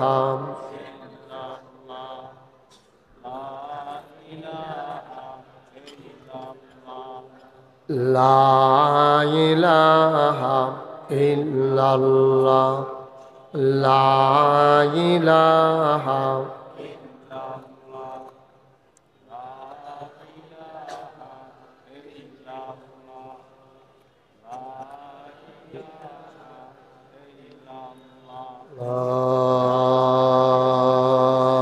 إله إلا الله محمد رسول الله صلى الله عليه وسلم اللهم صل وسلم وبارك عليه সবাই পড়ি আলহামদুলিল্লাহ জোরে আর জোরে আল্লাহ তাবারক ওয়া তাআলার দরবারে আমরা লাখ কোটি শুকরিয়া জ্ঞাপন করছি যিনি আমাদেরকে ঐতিহ্যবাহী ঐতিহ্যধন্য চান্দিনা আল আমিন ইয়াতিমখানা কমপ্লেক্স এর আওতাধীন আল আমিন ইসলামিয়া কামিল মাদ্রাসা প্রাঙ্গণে হাফেজ ছাত্রদের পাগড়ি প্রদান এবং 2025 সালের শিক্ষার্থীদের সবক প্রদান উপলক্ষে আজকের আয়োজনে বার্ষিক ওয়াজ ও দোয়ার মাহফিলে যিনি আমাদেরকে আসার বসার কিছু কথা শোনার সুযোগ করে দিলেন কর্মমুখর কর্মব্যস্ত আনন্দ ঘন একটি দিন অতিবাহিত করার পরে স্বাভাবিকভাবে ক্লান্ত পরিশ্রান্ত অবসন্ন এ দেহটা যখন একটু আরাম চায় সব আরামকে হারাম করে দিয়ে যিনি আমাদেরকে আসার বসার কিছু কথা শোনার সুযোগ করে দিলেন আর হৃদয়ের সবটুকুন আবেগ উচ্ছ্বাস ভালোবাসা আকুতি কাকুতি মিনতি জমা করে মাবুদের শিখানো কলেমা দিয়ে চিৎকার করে সবাই পড়ি আলহামদুলিল্লাহ। জনাব সাহেবে সদর আজকের এই মাহফিলের জনাব সভাপতি পীর কামেল আলহাজ হজরত মৌলানা আয়াজ আহম্মদ জুবাইরি সিদ্দিকী আল কুরাইশি জৈনপুরী। আজকের মাহফিলের প্রধান আকর্ষণ আমার পরে যিনি গুরুত্বপূর্ণ আলোচনা করবেন আমার দ্বীনী ভাই, আমার প্রিয় ভাই, হৃদয়ের মণিকোঠায় যার বাস, আন্তর্জাতিক খ্যাতিসম্পন্ন মুফাসসির কোরআন হযরত মৌলানা সাদিকুর রহমান আল আজহারি। আজকের মাহফিলের আয়োজক যিনি আমাদেরকে টেনে টেনে নিয়ে এসেছেন। আজকের হোস্ট এ মাদ্রাসার সম্মানিত প্রিন্সিপাল ভারপ্রাপ্ত, এক সময় এই চান্দিনা, মুরাদনগর, দেবিদ্বার, পার্শ্ববর্তী দাউদকান্দি বিভিন্ন জায়গায় আমার এবং যার আচরণ ছিল অবিরত, আমার প্রিয় ভাই, অভিন্ন হৃদয়াংশ, মণিকুঠায় যার বাস, মৌলানা মাহবুবুর রহমান আশরাফি সাহেব উপস্থিত, এ এলাকার বিভিন্ন মসজিদের ইমাম সাহেবান, ওলামাই কেরাম, মুরব্বিয়ান আযাম, কলিজার টুকরা যুবকেরা, পর্দার আড়ালের মা ও বোনেরা, সবার প্রতি আমার আবারও আন্তরিক সশ্রদ্ধ সালাম। আসসালামু আলাইকুম ওয়া রাহমাতুল্লাহি ওয়া বারাকাতুহু।